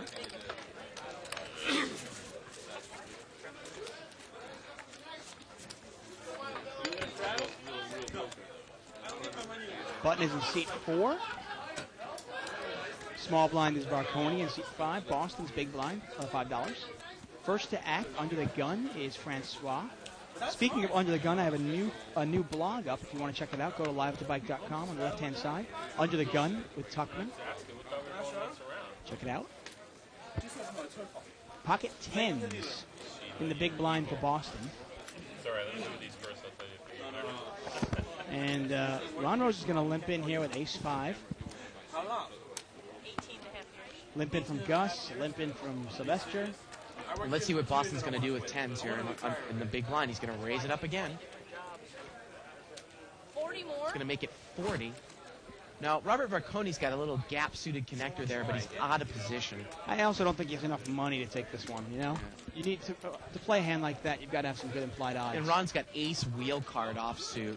Not a huge hand. The only thing with Boston doesn't have enough money. In fact. Boston is now re-raised, though, 3 or 4 times right. in the short amount of time that he's played at this table. I think some of the players are starting to wonder if he's, getting a little bit out of line. Boston takes it down.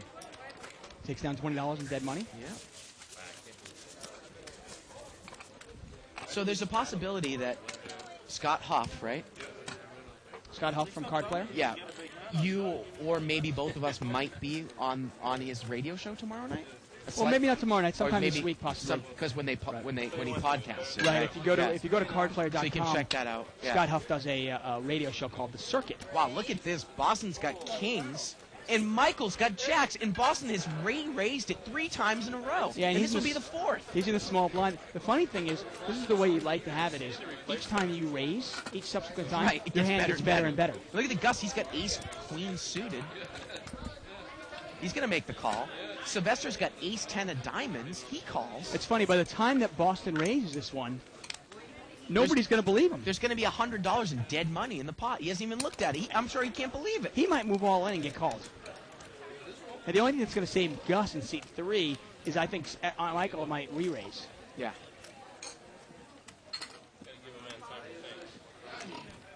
It's a $30 raise.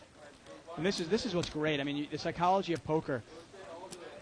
just to the point where nobody would believe his re-raise. Yeah. He gets up a real hand. He's going to make it 230, Dave. He's going to re-raise 200.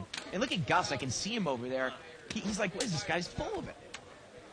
He makes it $200 more? Yeah. Wow. And I like the bet. It's a vast over bet, but he wants people to think that he is, he's out of line here. He wants to, like, almost pretend that he's bluffing.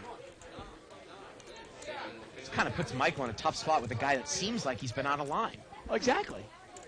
He's now raised 3 times in a row. The first time he had 8 deuce. The next time he had 10s, and this time kings. And everybody at the table has seen him do this. And Michael's going to call. And now if you're Gus, well, I think he's going to get saved, and Sylvester's going to get saved. Well, the funny thing is, if Michael had folded, you wonder if Gus would have moved all in with ace-queen of hearts. And Boston has moved all in blind here. And if Michael here gets a ragged board, what's going to happen? I'd imagine he's going to call. $300. Ooh, well, 1 overcard. Yeah, but remember, Boston is all in blind. I mean, you can't be thinking the queen helped him. 300-ish. It's 300 here. I mean, Boston is either on a complete bluff or he's got aces or kings.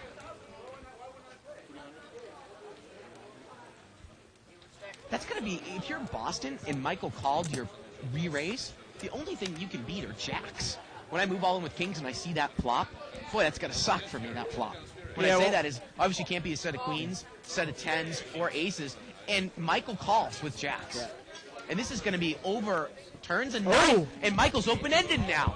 Here we go to the river. The river's a queen, and that's going to be, that's going to be almost $1,000 pot. Yeah. That's huge. And Michael overplayed the jacks, and you can't blame him. He kind of got snagged. I mean, Boston was playing a little bit out of line, raising it 3 times in a row. He just happened to have a real hand there. I think this is going to be the last hand of the night.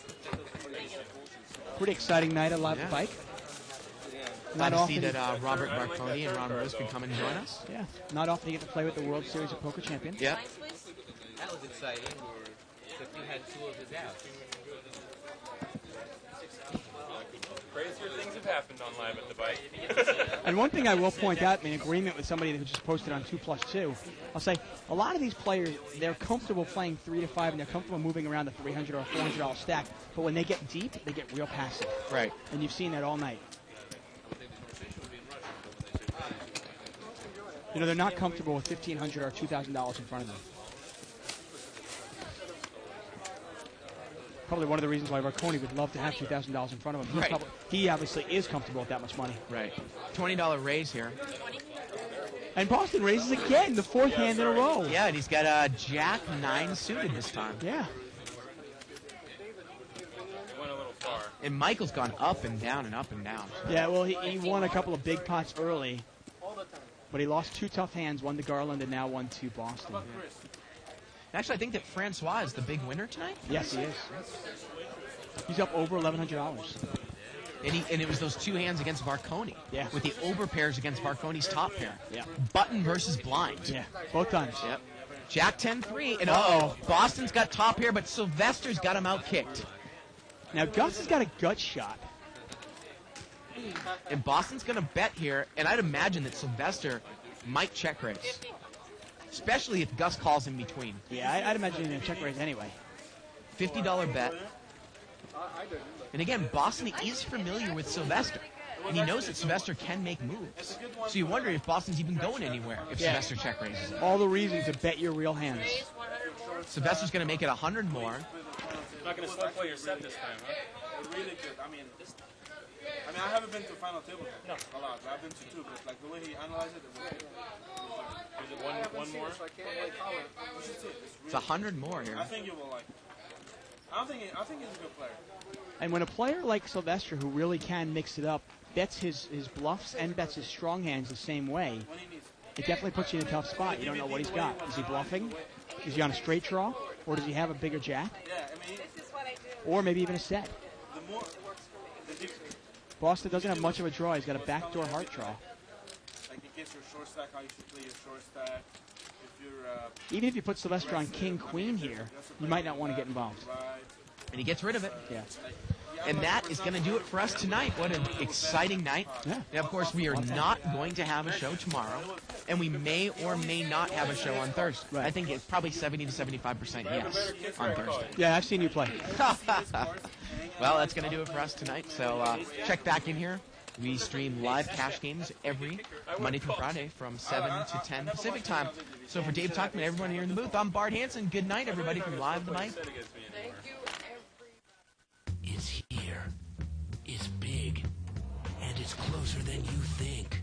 It's not a tournament. It's what you don't see on TV. The cash is real. The stakes are high. They bet big. They win big. They lose big. High stakes live action poker. Live at the bike. Watch it live on the web. Or play it if you dare. At the Bicycle Casino right here in Los Angeles.